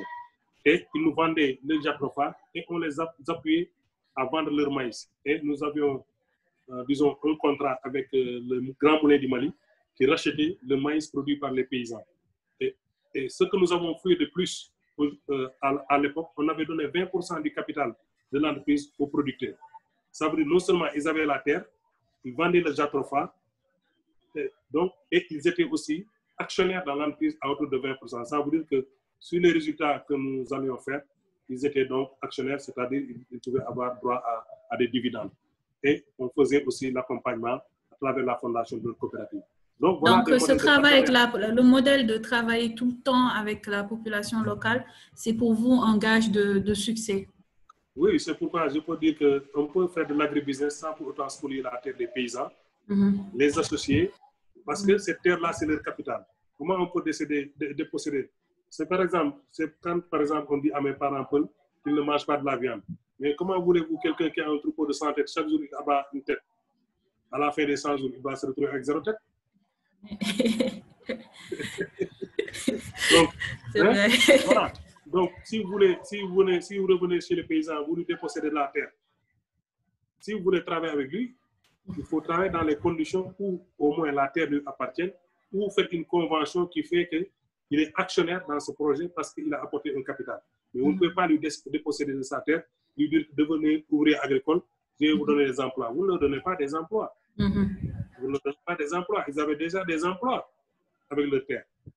Vous venez, il faut venir en partenariat public-privé, gagnant-gagnant, où la valeur du capital foncier qu'ils apportent constitue l'apport dans l'entreprise.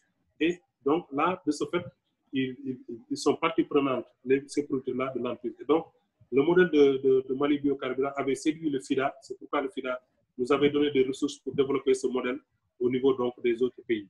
Mais comme je vous ai dit, malheureusement, l'entreprise elle-même, la partie business rencontrait des difficultés parce que son prêt qui lui permettait donc de faire l'extension au niveau des 5 pays en montant des usines a été stoppé par l'AFD qui avait déjà signé mais qui avait revu le prêt et avait, disons, décidé de suspendre le prêt, ce qui fait qu'on s'était retrouvé avec des difficultés. Et donc, au bout de 2 ans, en 2014, le patron même de l'entreprise m'a appelé, il m'a dit que Idrissa, écoute, je sais que tu aimes bien ce que tu fais, tu m'appuies beaucoup, mais je pense que nous sommes devant des difficultés. Je veux te conseiller d'aller rejoindre ICO parce que ton patron a discuté avec moi et dit qu'il a toujours besoin de vous.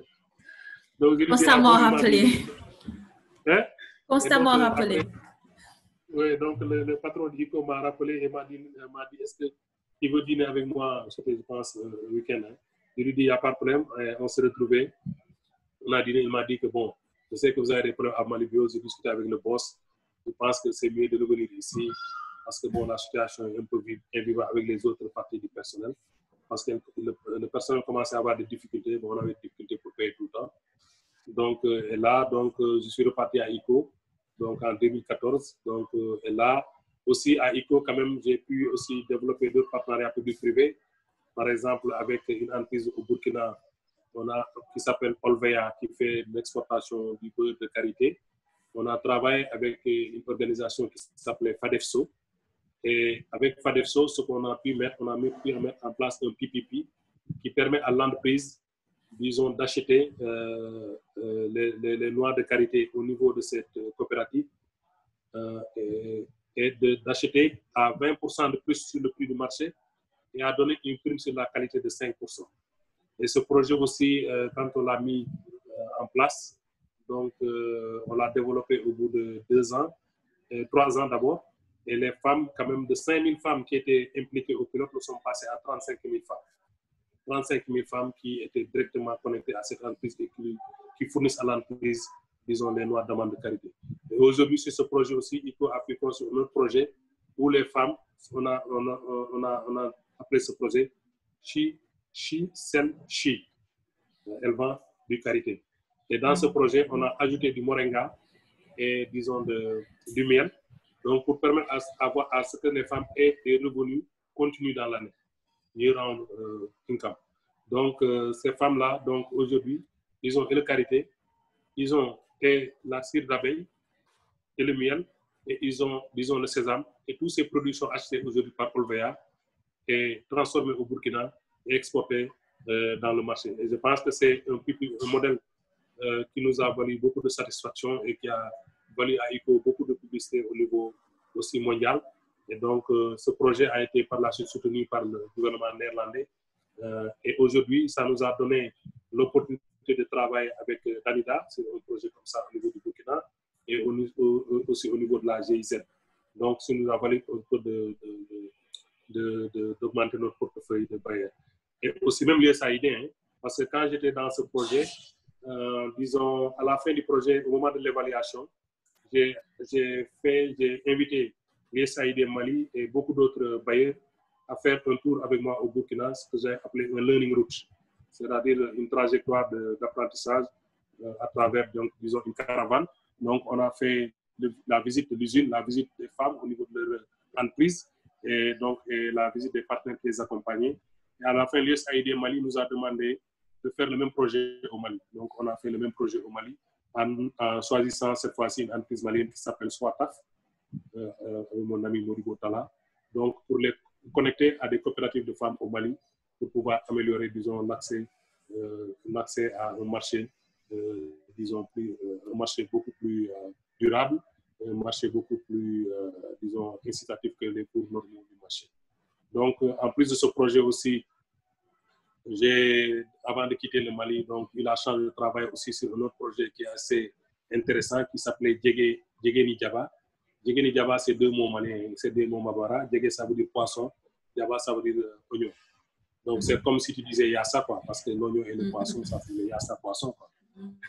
Donc, Djegeni Djaba, c'était un projet qui visait un peu à développer la pisciculture, et, disons, la pêche, en même temps la pêche et la pisciculture et l'oignon. Mais en tenant compte du fait que, bon, on est parti du constat que le fleuve Niger, qui est le plus grand fleuve au Mali, rencontrait un peu disons, avec les changements climatiques, il y avait des difficultés. Et donc, l'ambassade avait lancé un appel d'offres pour dire une organisation qui pouvait proposer un projet qui tient compte de l'utilisation durable des ressources, notamment de l'eau et de la terre. Donc, nous, on a répondu par rapport à ce projet et nous avons dit qu'on pouvait donc, disons, en plus de la pêche qui était faite dans le fleuve, donc faire de la pisciculture en essayant donc, disons, d'améliorer donc la productivité du secteur de la pêche et de la pisciculture au Mali en travaillant en faisant la promotion de la pisciculture urbaine, semi-intensive, ce qu'on a appelé low volume high density. Donc, ça veut dire qu'avec des petits volumes et une densité plus forte, disons, avec des petits parcs hors sol. Et aussi, on a fait aussi donc, des cages flottantes et aussi même des enclos piscicoles. Des enclos piscicoles, ça veut dire qu'au début, pour nous, c'était, on regardait les zones de marée. C'est comme une pépinière. Tu viens, tu encadres une zone pour retenir les poissons pendant un certain moment et après, tu fais la lâcher. Maintenant, quand on a fait ça avec les communautés, on a mis des enclos, on a retenu les poissons, les paysans leur donnant donc de la nourriture.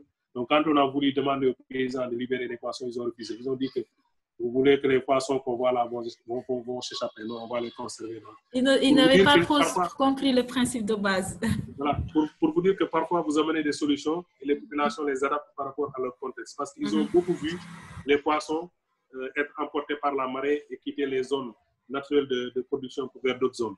Donc, comme vous avez la possibilité de les capturer dans un milieu, de les ensemencer, de les voir grandir, donc c'était vraiment une idée saugrenue que de laisser les poissons les filer.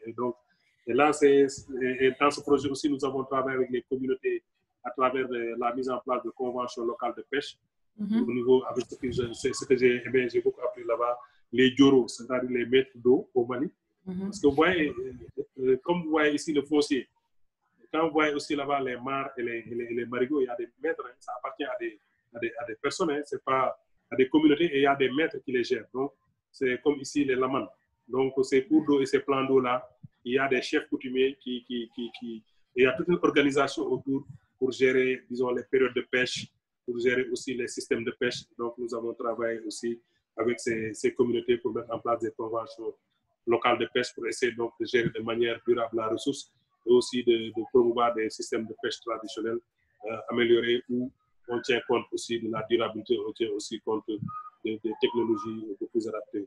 On a aussi travaillé dans la transformation aussi en essayant donc de favoriser donc, disons, les fours short-port avec l'utilisation moins, disons, abusive du bois, de la coupe de bois. On a travaillé avec des femmes pour améliorer la technologie avec des fours qui leur permettent donc d'utiliser moins de bois et donc de diminuer la coupe de bois. Et on a travaillé aussi notamment sur l'oignon, où on a travaillé sur l'introduction de l'oignon d'hivernage au Mali, donc avec ce qu'on appelait le système Yanfolila. C'est un village où on a introduit la première fois ce type de culture. Et donc les paysans, nous au début, c'était de cultiver l'oignon en hivernage. Mais les paysans, ils se sont rendus compte que au lieu de faire l'oignon en hivernage, il fallait donc produire des bilbis et donc prendre ces bilbis pour l'autre année.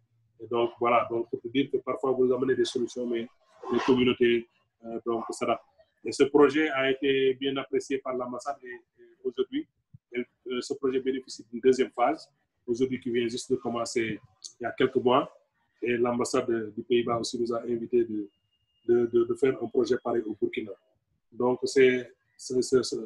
maintenant, disons, ça c'est de 2014 à 2015, j'ai travaillé sur ce projet quand je suis revenu à ICO et sur le projet de carité aussi. Et j'ai travaillé aussi sur l'éthique dans l'agriculture, comme je t'ai dit. Et sur l'éthique dans l'agriculture, je vais vous donner une anecdote qui me plaît à être racontée. Donc, parce qu'on a, bon, en dehors du fait qu'on a travaillé à mettre en place le premier système d'information sur les marchés au Burkina avec Afrique Verte Amassa, le système qui s'appelle Simagri. Donc, c'est un projet que nous avons piloté de bout en bout, donc qui permettait donc de fournir les prix sur les marchés, sur 66 marchés nationaux du Burkina, de manière instantanée avec Afrique Verte et de donner ces prix étaient accessibles par téléphone. Et donc, tous les opérateurs de téléphonie du Burkina avaient signé une convention avec Afrique Verte pour pouvoir donc permettre aux paysans d'accéder à l'information sur les prix. Mais l'anecdote, c'est au niveau des femmes. Parce que je vous ai rappelé tout à l'heure qu'avec les femmes de Fadefso, qui étaient 5 000 au départ, qui étaient 35 000 à l'arrivée, quand on a fait le premier pilote avec l'entreprise avait dit que vous devez m'amener 300 tonnes. Et sur ces 300 tonnes, si vous le délivrez, j'achète à 20% de plus. Je mets un top de 20% de plus que le prix du marché. Mais si c'est la qualité, sur chaque kilo, je mets 5 francs de plus de la qualité. La première année, il s'est trouvé que les femmes ont, disons, amené 300 tonnes, mais ils n'ont pas, disons, eu 1 franc sur la qualité. Et vraiment, pour les femmes, c'était vraiment une déception. Donc, quand les femmes sont parties, ils ont analysé le problème.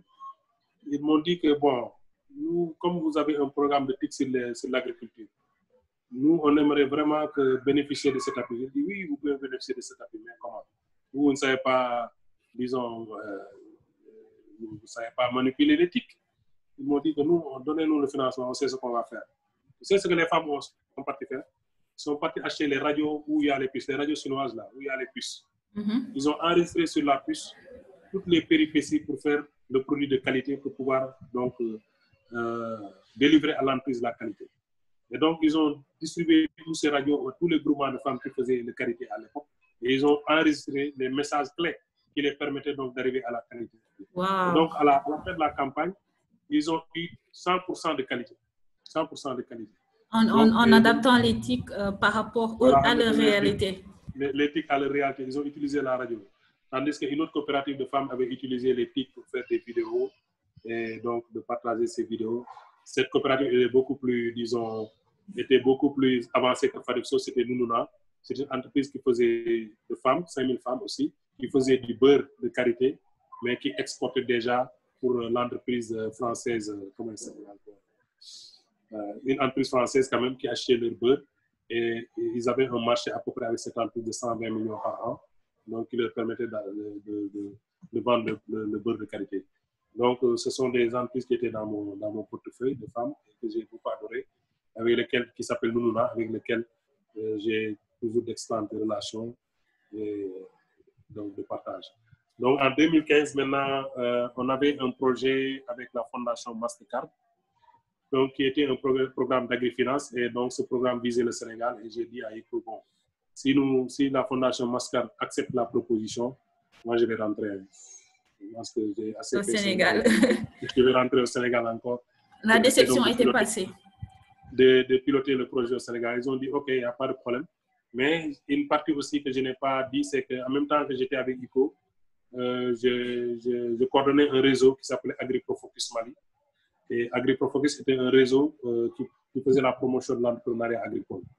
Et là-bas, on avait la possibilité, donc les produits que j'ai développés là-bas, et qui aujourd'hui continuent, c'était le salon du financement de l'agriculture. C'était une innovation qui permettait en fait d'amener toutes les coopératives ou toutes les entreprises qui avaient donc des business plans et de les faire rencontrer aux investisseurs et aux banques, et donc de créer des B2B donc, entre les porteurs d'affaires et les banques pour qu'ils puissent négocier donc, des financements. Mais aussi, c'était des moments de partage d'expérience sur l'agribusiness et l'agriculture pendant 3 jours. Et donc, ce salon était financé presque à 80% par le secteur privé, les banques et les autres, parce que nous vendions un peu, disons, l'accès au salon. Et donc, avec, disons, un système qu'on avait mis en place. Il y avait aussi une foire de l'agriculture, la foire agricole commerciale qu'on a organisée pendant 3 années d'affilée, en même temps qu'un salon de financement de l'agriculture. Et le dernier produit qu'on avait créé, c'était la caravane des jeunes pour l'entrepreneuriat agricole. C'est un produit que je rêve d'organiser au Sénégal. C'est un peu, donc, parce que j'avais vu qu'il y avait beaucoup de jeunes entrepreneurs qui voulaient faire de l'agribusiness, mais qui manquaient peut-être de coaching, de connaissances, ou bien bon, qui appréhendaient le milieu parfois avec une certaine, disons, vision. Donc, l'idée, c'était de les amener, visiter beaucoup d'entreprises, donc éparpillées un peu. On prenait un axe sur le Mali et on visitait toutes les entreprises, diverses entreprises. Ça peut être des entreprises piscicoles, des entreprises, disons, modernes, ça peut être des entreprises nationales, ça peut être des entreprises de jeunes. Mais c'était quand même le moment pour permettre à ces jeunes d'entrer en contact avec le milieu entrepreneurial, d'échanger avec eux, de connaître, et on vivait, c'est comme des bootcamps mais déplacés qui étaient mobiles.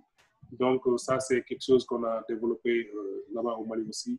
Et j'ai eu l'opportunité aussi de le conduire pendant 2 années avant de venir au Sénégal.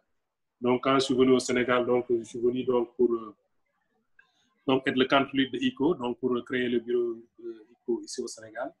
Et donc ce bureau, en fait, avec ce premier projet donc, de Mastercard qui visait donc à développer des produits financiers adaptés pour l'agriculture et des produits non financiers. Donc, par produits financiers, il faut s'entendre, c'est accompagner donc, les institutions de financement à mieux développer des produits qui sont en phase avec le monde agricole. Donc, nous avons pu développer à jour aujourd'hui plus de 6 produits.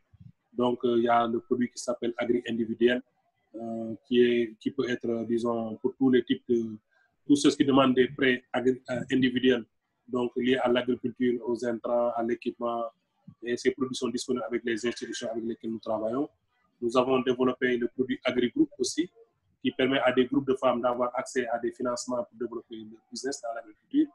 Nous avons développé aussi le warrantage, qui est donc ce qu'on appelle plus ou moins le récépissé d'entrepôt. Ça veut dire que vous mettez en warrantage, en garantie votre stock, moyennant un prêt que vous recevez.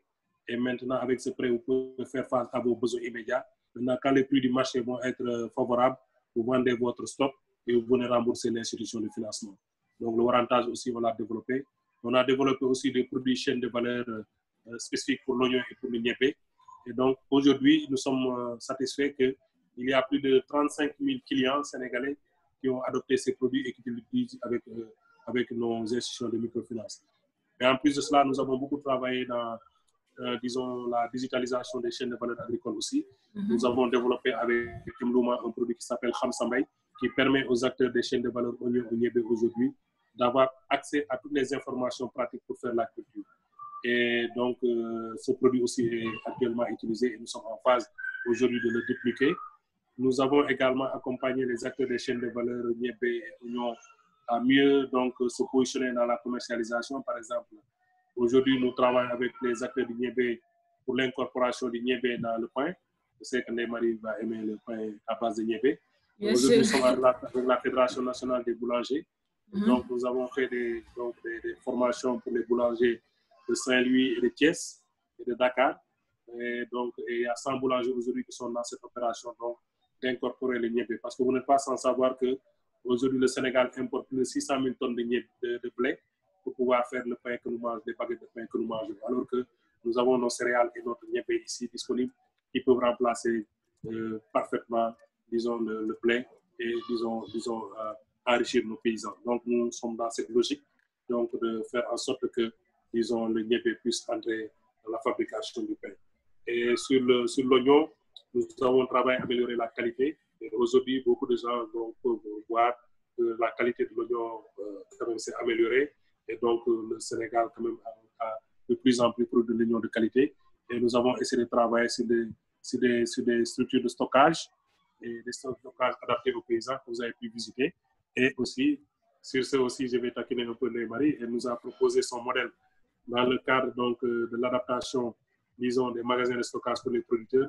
Il était venu avec un magasin de 100 tonnes. Je lui ai dit que 100 tonnes pour un paysan, c'est un peu cher. Il nous faut faire, tu dois nous faire un modèle avec 10 tonnes. Donc peut-être au début, il se disait que mais ce monsieur Bala, est-ce qu'il n'est pas fou? Moi, j'ai fait des magasins de 100 tonnes. Il me dit de faire des magasins de 10 tonnes. Mais je l'ai dit parce que bon, c'est basé sur, disons, le fait que je connais un peu les moyens et les possibilités du paysan. Il est plus facile de vendre un magasin de 10 tonnes que de vendre un magasin de 100 tonnes. Et je pense que peut-être on a fait avec elle un prototype au niveau de la zone de Mékhé, dans une zone particulièrement difficile qu'elle a adoré découvrir.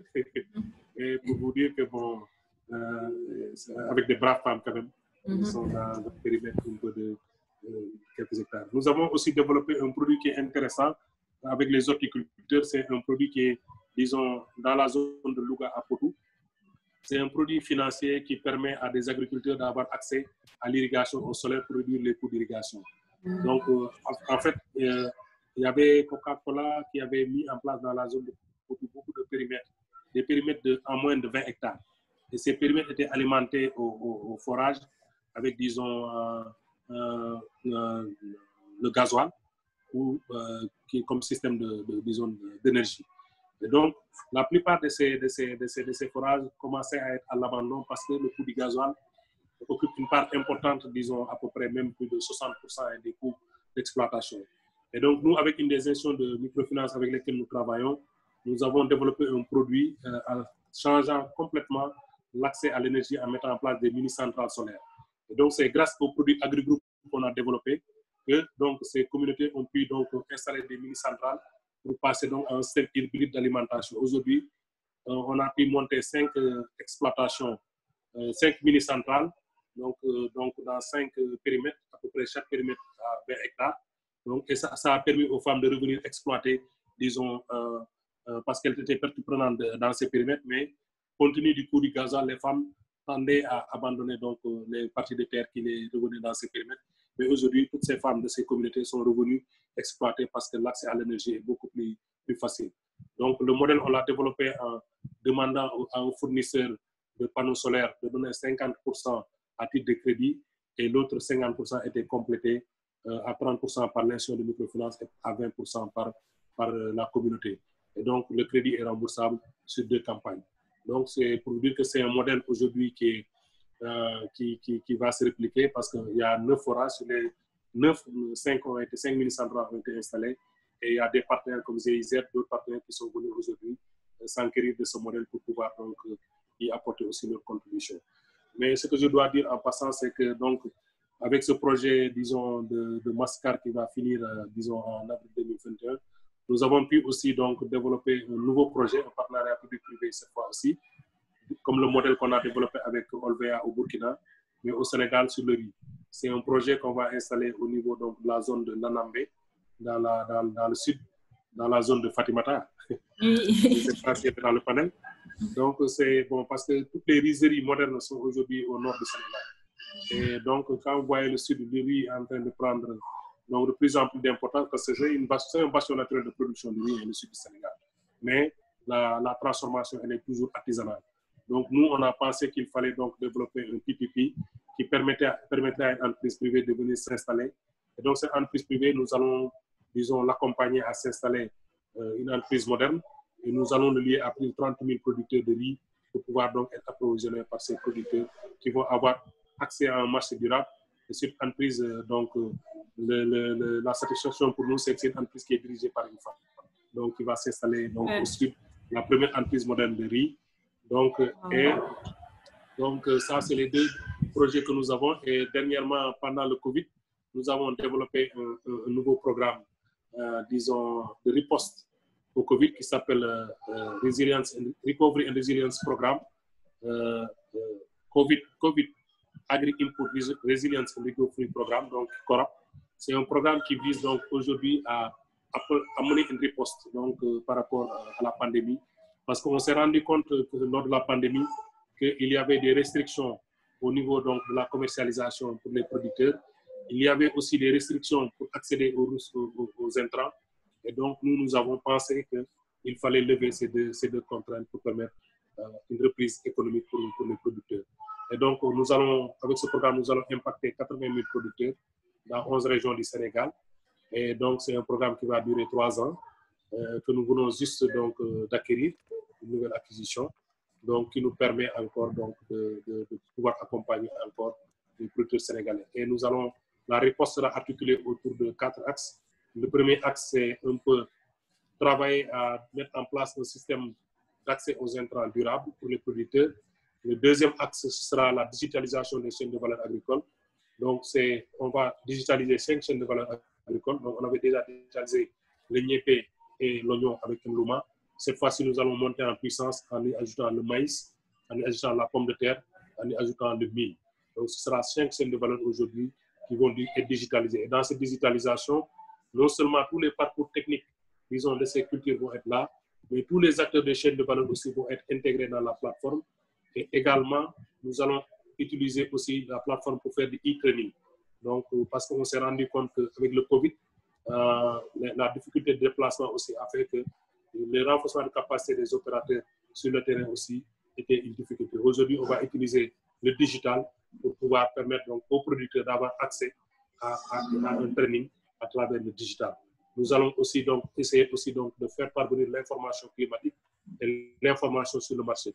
Mais on va aussi aller en mettant en place une boutique complètement, disons, une boutique dans la plateforme de Nlouma qui permettra de faire des transactions. Donc, il n'y avait pas ça dans la plateforme et on va installer une boutique qui va permettre même, s'il y a donc, donc permettre aux acteurs d'être en interconnexion et de pouvoir faire des transactions commerciales. Donc, ça, c'est la partie digitalisation. Le troisième levier sur lequel nous allons travailler, c'est nous allons mettre à échelle le produit, disons, réduction des coûts d'accès à l'eau pour l'irrigation, pour les maraîchers, en faisant la promotion du solaire, donc pour pouvoir donc, avoir un impact, diminuer l'impact, donc, disons, du gasoil sur le portefeuille du producteur, mais aussi promouvoir un modèle durable de production. Et le quatrième axe sur lequel, pas des moindres, c'est tout ce qui est à la commercialisation, en travaillant en amont sur les aspects stockage et sur les aspects contractualisation. Donc, un peu c'est ce plan de riposte qu'on a présenté à un de nos partenaires financiers, et le partenaire financier a bien voulu donc nous accompagner pour impacter 80 000 producteurs sénégalais avec ce nouveau projet qu'on a, disons, on a profité de cette période de confinement pour développer ce projet et proposer à un partenaire un plan de poste. Parce que pour nous, il n'était pas question d'aller avec le post-Covid avec les mêmes dispositifs. Donc, on devait donc profiter de cette opportunité du Covid pour réfléchir sur comment accompagner ces acteurs qui ont été durement touchés par cette pandémie avec, disons, le confinement, avec la restriction des marchés, et donc qui forcément est aussi avec l'accès aux services financiers qui a été réduit au marché. Donc, nous devions donc de proposer quelque chose. Donc, en gros, disons, voilà le tour d'horizon un peu des expériences qu'on a pu glaner ça et là, qu'on voudrait partager avec vous, les maris. Et je pense que, voilà. Très, très beau parcours, M. Ba. Je pense qu'on a traversé le Sénégal, on est parti au Mali, au Burkina Faso et dans d'autres pays, on est revenu au Sénégal. Donc, on va passer à une deuxième partie. Pour nos participants, si vous avez des questions et des interrogations par rapport à M. Ba que vous voudriez poser, n'hésitez pas à lever la main ou à écrire vos questions dans la barre de conversation. Alors, M. Ba, si vous aviez des conseils à donner à un jeune qui veut se lancer dans l'entrepreneuriat, quels seraient ces conseils? Mes conseils, c'est d'abord, toujours je le dis aux jeunes, c'est d'abord quand on a l'idée d'affaires, c'est au moins de s'arranger à faire en sorte qu'on peut se convaincre soi-même par rapport à son idée d'affaires. Et donc là, comme je l'ai dit, il y a toujours des outils qui permettent donc d'arranger ces idées de telle sorte qu'on puisse être convaincu et convaincre aussi son entourage immédiat. Et souvent, ce que je le dis, l'outil que tout le monde connaît, qui est facile à utiliser, c'est le business model Canva. Donc, ça permet de tester soi-même son idée. Et donc, lorsqu'on a testé son idée et qu'on est convaincu que l'idée tient la route, la première des choses que je dis toujours aux exemples, c'est de commencer, quels que soient les moyens qui sont à votre disposition. Ça veut dire qu'on n'a pas besoin d'avoir de gros moyens pour démarrer son business.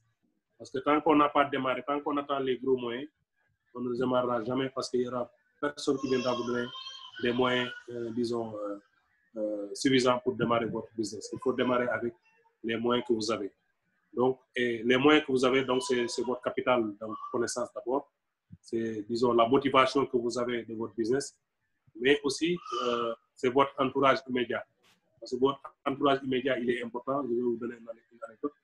Quand on était dans notre projet de junior entreprise et qu'on faisait face à, disons, ce revendeur qui avait acheté notre production avicole et qui ne nous avait pas payé, donc c'est nos familles même qui nous avaient donné de quoi acheter, disons, les aliments pour pouvoir, donc, disons, continuer à donner à manger à nos poussins pour les élever.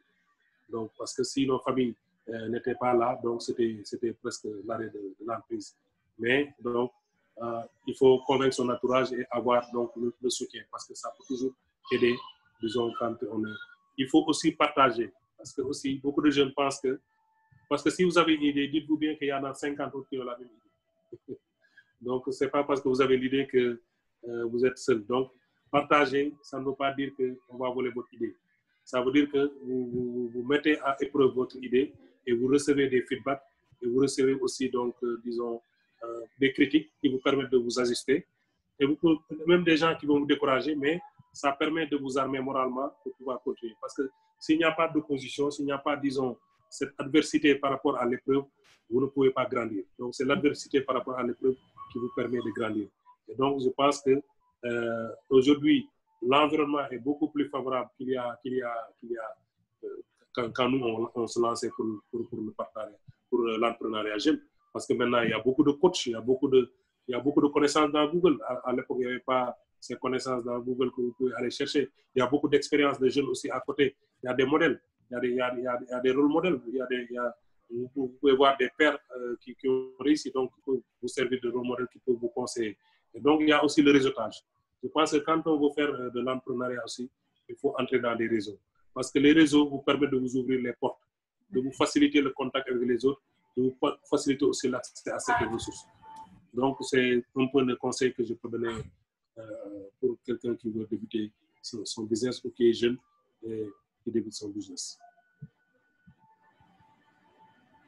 Merci, M. Ba. Alors, il y a une main levée là, une question apparemment. Guy Larry, vous pouvez ouvrir votre micro et poser votre question à M. Ba. Vous m'entendez là? Oui, nous vous entendons. Bon, j'ai vu que d'abord remercier M. Ba, vu son expérience qu'il a eu à échanger ici. On voit qu'il a une expérience qui peut aussi... Il y a un peu des interférences au niveau de votre micro, je pense. Si vous avez des écouteurs, si vous pouvez juste poser directement sans vos écouteurs. Allô, ça va? Oui, ça va. Ok. Donc, je disais tout à l'heure, j'ai vraiment de grands remerciements à M. Ba. Je viens de le découvrir. Parce que là, tout ce qu'il a dit comme expérience, c'est tellement énorme. C'est comme si j'étais en train de lire un livre. Alors, oui. un élément essentiel, c'est surtout dans l'approche de partenariat avec les communautés. Parce que nous vivons au Sénégal vraiment des enjeux extrêmement énormes. Que, par exemple, il y a des industries qui sont fortes et puissantes par des étrangers. Mais malheureusement, les populations ne sont pas tellement impliquées et on a l'impression qu'on va leur prendre leur terre. Et nous avons vu que dans son expérience, il y a plusieurs cas où, par exemple, les populations sont impliquées dans le système et même ils vont participer. Et voilà un modèle qui est très important. Alors, je me suis dit, M. Ba, comment on pourra vraiment l'appliquer au Sénégal? Parce que vraiment, nous sommes en train de vivre des risques énormes. Parce que c'est vrai qu'on peut développer, mais quand on développe aussi, il faudrait que les populations soient aussi dans le système de développement. Il faudrait qu'il y ait quand même une asymétrie dans le cadre du développement pour ne pas spolier leurs terres. Et en même temps aussi, il a parlé de bioénergie, de fertilisation, parce que là aussi, c'est un contexte extrêmement important. Je prends l'exemple des pays israéliens qui, par exemple, peuvent utiliser l'agriculture sans pourtant avoir de très grandes surfaces. Alors, vraiment, l'expérience-là, je me suis dit que vraiment, M. Ba, comment l'appliquer? Et même aussi, toute l'expérience qu'il a eue, parce que maintenant, on est à l'heure du Covid, on a compris que, par exemple, maintenant, pour échanger, on n'a pas besoin de séminaires et tout, mais comment faire, par exemple, dans le système des nouvelles technologies pour pouvoir vraiment apprendre les nouveaux entrepreneurs, toute l'expérience qu'il a eue. Merci. Allez. Je peux? Je peux. Oui, bien sûr, Merci. M. Ba, allez-y. Merci. Je pense que c'est grand Larry, hein? Larry Gueye de Bargna. Oui, c'est grand Larry. Grand, ça va? Ça va merci pas très beaucoup. bien. Donc, merci, grand. Je pense que je me dois aussi de dire que c'est une de nos fiertés, de nos références. Quelqu'un qui s'est beaucoup battu pour la communauté, qui continue de nous inspirer aussi. Donc, effectivement, je pense que la question des partenariats publics-privés, je pense que le Sénégal même a essayé disons, de développer un projet de loi de partenariat public-privé. Et il n'y a même pas, je pense, 2 semaines avec un ami, on a voulu parcourir ça pour regarder ce projet de loi. Et on a vu que c'est presque, bon, je ne dirais pas du copier-coller, mais disons, il y a beaucoup de lacunes. Et comme je l'ai présenté dans nos expériences qu'on a eues, et même actuellement au Sénégal, dans le sud, dans l'Anambé, nous allons développer un partenariat public-privé avec une entreprise sénégalaise, bon, qui s'appelle, je peux donner le nom, qui s'appelle Teranga. Et cette entreprise va s'installer au niveau donc de la zone de l'Anambé. Il va bénéficier, et la Sodagri, comme société publique, est impliquée dans ce projet parce qu'il va donner des conseils aux producteurs. Les producteurs de la FEPROBA, de ADC et des femmes de Kissalman-Pating, à peu près un potentiel de plus de 30 000 producteurs, vont être associés au projet. Et le projet qu'on va développer en amont, tout ce qui est accompagnement donc des producteurs dans, disons, les capacités pour faire la performance, pour produire dans la performance, nous allons leur donner ça. Et donc, le privé, il va pas produire, donc il ne va pas avoir de terre. Donc, il va laisser aux paysans le soin de produire pour lui vendre. Le privé va se focaliser sur ses capacités qui est de transformer le riz en d'autres produits, en riz brisé, en riz entier, et en tout type de riz avec des suppléments nutritionnels s'il veut. Donc, il va, disons, ce privé va se consacrer à ce qu'il sait faire, c'est la transformation du riz. Et les paysans vont conserver leur terre et y produire. Donc, et il y aura une relation contractuelle qui va lier ces producteurs avec, disons, l'entreprise. Et donc, nous allons accompagner ces producteurs à pouvoir, disons, produire de riz de qualité qui répond aux normes de l'entreprise. Et l'entreprise, en contrepartie, va offrir un marché à des prix compétitifs, disons, aux producteurs. Et je pense que c'est ce type de partenariat public-privé qu'il faut promouvoir. Maintenant, s'il se trouve que l'entreprise, par exemple, et même nous sommes en train de pousser l'entreprise pour, disons, fidéliser les producteurs dans ce business, de lui ouvrir le capital aux producteurs, pour permettre donc de fidéliser ces producteurs. Parce que nous lui disons que dès que vous allez commencer en tant que pionnier à vous installer dans cette zone et à montrer que le business marche, d'autres entreprises vont venir. Et si ces entreprises viennent et donc proposent des prix beaucoup plus compétitifs, vous serez dans une concurrence qui pourra être, disons, désavantageuse pour vous parce que vous avez été le premier à prendre le risque. Vous avez peut-être donc donné de la capacité à ces producteurs parce que vous leur avez inculqué une norme de production. Ce serait bien que vous les associez dans votre entreprise en leur donnant une part du capital. Et donc, je pense que ce sont ces modèles qu'il faut promouvoir partout pour permettre aux communautés de pouvoir jouir de leur capital, de la terre, et donc et de pouvoir jouir aussi de leur travail, c'est-à-dire des productions agricoles qui pourraient vendre à des privés à des prix compétitifs. Et je pense qu'aujourd'hui, ce modèle que nous allons développer au niveau de la Sodagri pourra être démultiplié. Et comme je l'ai dit tantôt aussi dans le modèle qu'on a développé au Mali avec Mali Biocarburant, bien que les gens disaient que le jatropha était, disons, une culture pour l'accaparement des terres, nous avons développé un modèle où la terre restait, le paysan restait propriétaire de sa terre et pouvait décider de faire du jatropha ou de ne pas faire. Et pouvait décider aussi de choisir parmi les modèles de culture qu'on avait mis en place, culture pure, culture associée avec écartement, avec, disons, associée avec, disons, en clôture, de pouvoir décider lequel donc, de ces systèmes ils voulaient mettre en place. Et nous, on apporte le dispositif nécessaire pour l'accompagner. Et ces entreprises, ces producteurs, à travers leur coopérative, étaient actionnaires à 20% de l'entreprise. Et donc, ils siégeaient au conseil d'administration et regardaient tous les, disons, ils étaient là-bas aux réunions et donc avaient accès à l'information stratégique de l'entreprise. Et je pense que ces modèles, ce sont ces modèles d'agribusiness que nous avons développés au Sénégal. Et donc là, ça demande aussi aux communautés donc d'être présentes, donc surtout la société civile, donc de prendre ces questions en charge. Et pour moi-même, je dis qu'il faut aller au-delà. Il faut aller au-delà de ces PPP.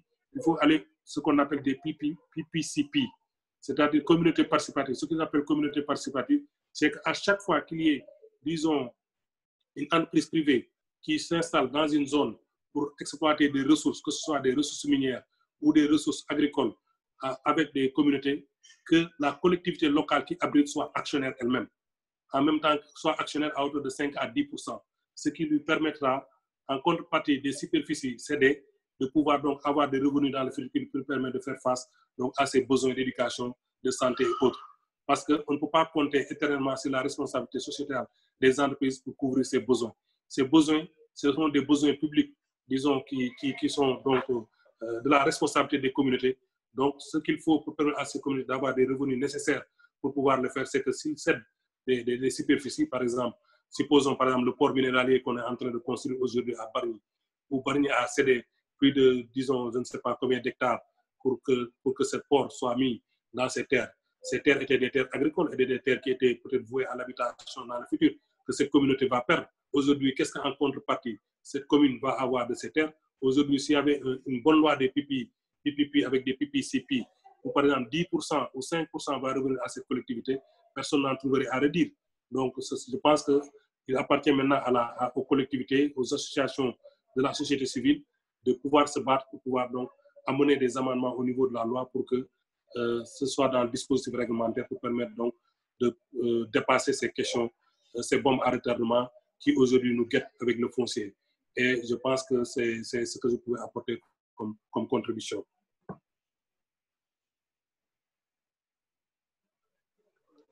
Ndeye-Marie, je ne vous entends pas. Hein?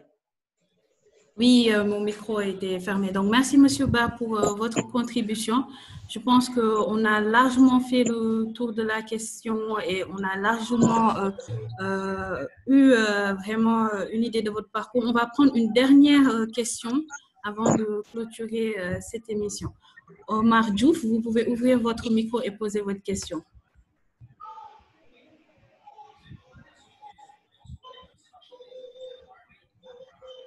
Je ne l'entends pas bien. Alors, Omar? Bonsoir, bonsoir. Je m'appelle Omar Diouf, étudiant en Master 2. Oui. À la faculté des sciences économiques et de gestion. Bon, j'ai vraiment suivi avec beaucoup d'intérêt. J'ai vu qu'il a développé beaucoup de choses sur les chaînes de valeur, quoi, la transformation. Et ça permet vraiment d'autonomiser les femmes, quoi. Et ça m'a beaucoup marqué. Pour promouvoir l'autonomisation de la femme et surtout des enfants en zone rurale, quoi, dans un contexte de changement climatique. C'est ce que j'avais à dire. Ok, merci beaucoup. Merci. Donc, c'était une contribution. Marie, vous pouvez répéter la question? Omar, c'était une question. Il y avait une partie de la digitalisation. Oui. Il y avait une partie de la question de doyen Larry que je n'avais pas répondu. C'était par rapport à l'utilisation du digital. Aujourd'hui, en fait, il a raison. C'était juste une contribution, quoi, vraiment. Ouais. Donc, le digital, aujourd'hui, donc, comme je l'ai dit, donc, à ICO, donc, quand j'étais au Burkina, j'avais, disons, l'opportunité de travailler dans un programme qui s'appelait ICT for Agriculture. Et ce programme m'a permis de développer, comme je l'ai dit tantôt, le système d'information sur les marchés avec Afrique Verte. À l'époque, Afrique Verte avait un système d'information, mais qui était basé sur un relevé des prix sur les marchés qu'ils affichaient dans des tableaux. Et donc, quand je suis venu, j'ai discuté avec lui, je lui disais qu'on pouvait utiliser le digital pour permettre à ce que, si vous avez un numéro court donc, et que USSD, et donc de relever avec vos agents qui sont sur le terrain les prix sur les marchés, donc de les relier à travers le téléphone et que chacun pouvait utiliser le prix court pour avoir les prix des différents marchés. À l'époque, Afrique Verte suivait 66 marchés nationaux du Burkina Faso et avait le prix sur les prix de toutes les céréales. Donc, on a digitalisé cela et donc et aujourd'hui encore, c'est Simagri, ça s'appelle Simagri, le produit fonctionne. Et quand je suis venu au Sénégal avec notre programme, avec Mastercard, c'est le programme d'agrifinance, j'avais trouvé aussi qu'il y avait des startups sénégalaises qui développaient un produit pareil, mais lui, il développait un produit qui était, disons, Mlouma. Donc, c'était les produits sur les marchés. Je lui ai dit que c'est intéressant d'avoir les prix sur les marchés, mais il faut qu'on aille au-delà. Aller au-delà, c'est que si aujourd'hui, on veut faire le conseil à des producteurs et on veut faire un conseil à 10 000 producteurs, il est quasiment impossible de réunir, de faire des sessions de formation pendant 2 ans ou 3 ans pour toucher ces 10 000 producteurs. Alors que tous ces 10 000 producteurs ont des téléphones. Donc, on peut essayer de digitaliser les parcours techniques, disons, des productions pour permettre aux producteurs d'avoir accès à l'information. Par exemple, si je veux faire du niébé, quelles sont les semences disponibles? Qui sont les distributeurs de ces semences? À quel prix ils le vendent? Si je veux faire du niébé, qui sont ceux qui vendent les engrais et quel type d'engrais ils vendent?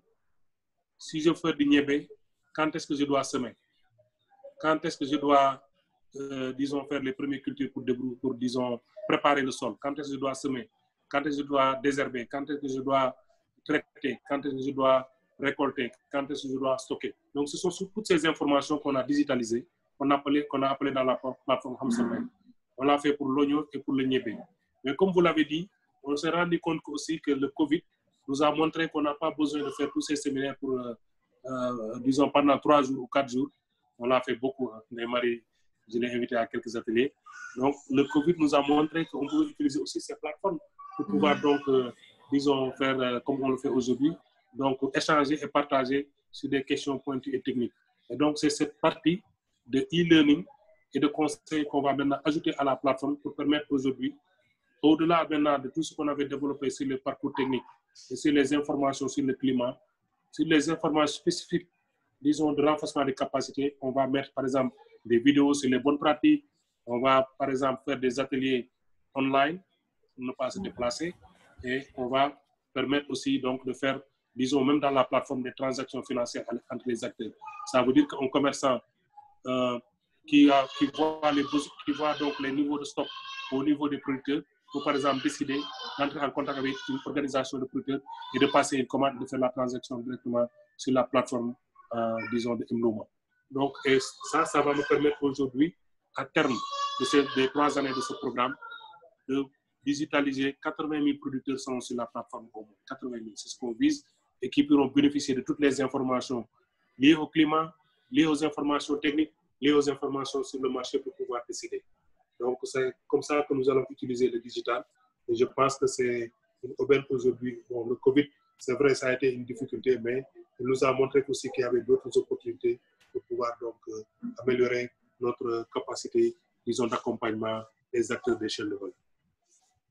Merci, M. Ba. Alors, c'était vraiment très instructif. Je pense qu'on a vraiment fait le tour de la question et également l'intégration du digital qui aujourd'hui est essentielle, surtout ce contexte de Covid nous l'a montré. Alors, aujourd'hui, si vous aviez à nous donner votre mot de fin pour cette activité vraiment très enrichissante, quel serait ce mot de fin? D'abord, vous remercier Marie pour cette opportunité d'organiser ce sommet climat. Je pense que c'est vraiment un coup de maître. Hein. Et donc, félicitations à vous et à toute l'équipe avec laquelle vous travaillez. Donc, et vous demandez de persévérer parce que, bon, souvent, on avait l'habitude de dire, et moi, je me place en porte-à-faux, de dire qu'on organise trop de séminaires au Sénégal. Non, ce n'est pas vrai, on n'organise pas trop de séminaires. Seulement, on organise des séminaires qui ne sont pas à point. C'est-à-dire que les contenus et les résolutions qui doivent suivre des séminaires, c'est ça qu'on n'applique pas.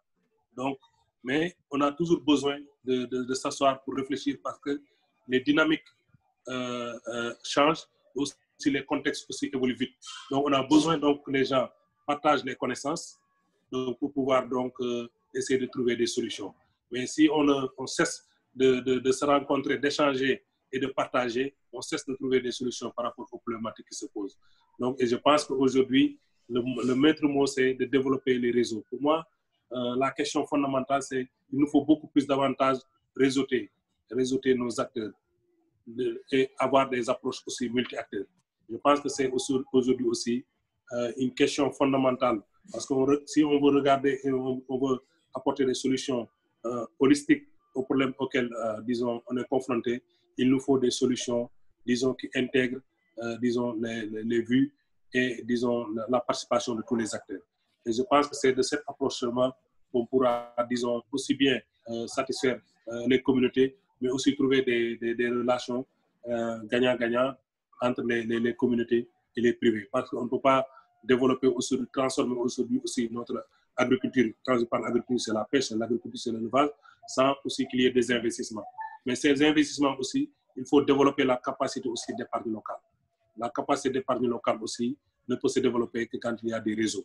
Et je pense qu'aujourd'hui, le Covid nous a montré qu'il nous faut compter sur nous-mêmes, sur le plan de nos ressources, pour pouvoir, disons, enclencher, disons, le déclic qui va permettre donc, le développement économique de nos pays.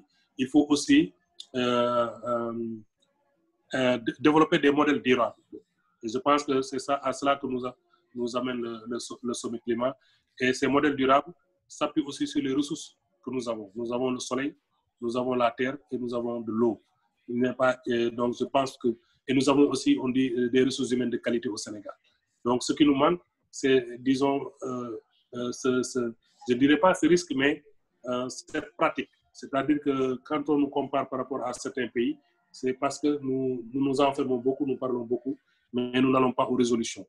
C'est-à-dire, et c'est ça qu'il faut aujourd'hui oser faire. Oser aller donc, sur le terrain, oser apporter des solutions, les tester. Si ça marche, c'est tant mieux. Si ça ne marche pas, on y apprend et on recommence.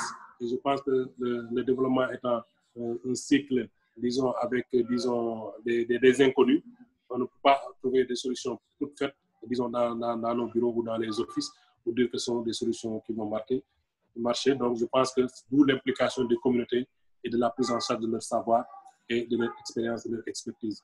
Et aussi, bon, moi, j'aime ce qui est opérationnel. Hein. Moi, je me considère comme un homme de terrain. C'est pourquoi tous les programmes que nous essayons de développer avec notre équipe ici, je leur dis d'être le plus proche possible des préoccupations des communautés avec lesquelles nous travaillons. Comme ça, nous avons une bonne compréhension des problématiques pour pouvoir apporter notre contribution et amener aussi, disons, les acteurs privés auprès des communautés pour pouvoir travailler ensemble. Donc, le maître mot pour moi, c'est réseautage, partage. Pour moi, c'est le conseil, même pour les jeunes entrepreneurs, c'est le conseil que je voudrais apporter. Merci, M. Ba, c'est sur ces belles paroles qu'on va terminer ce story time qui a été vraiment intéressant. Il y a énormément de commentaires sur la barre de conversation. Merci pour ce parcours et merci de croire en la jeunesse. En tout cas, moi, personnellement, j'ai eu la chance de travailler avec vous et j'espère que ça va continuer dans ce sens. J'ai énormément appris à vos côtés et j'espère que les autres jeunes ici présents ont appris et auront l'occasion d'apprendre encore plus sur toute cette expérience. En tout cas, je vous remercie de votre présence à ce sommet climat. Je remercie tous les participants de ce panel pour leur présence et leur contribution. On se retrouve demain pour la suite du sommet climat, la dernière journée du sommet climat. Je vous remercie encore, M. Ba, pour cette expérience. À très bientôt. Merci, Marie, et à très bientôt. Et merci à Aliou et à toute l'équipe. À toute l'équipe, oui. Merci. Merci.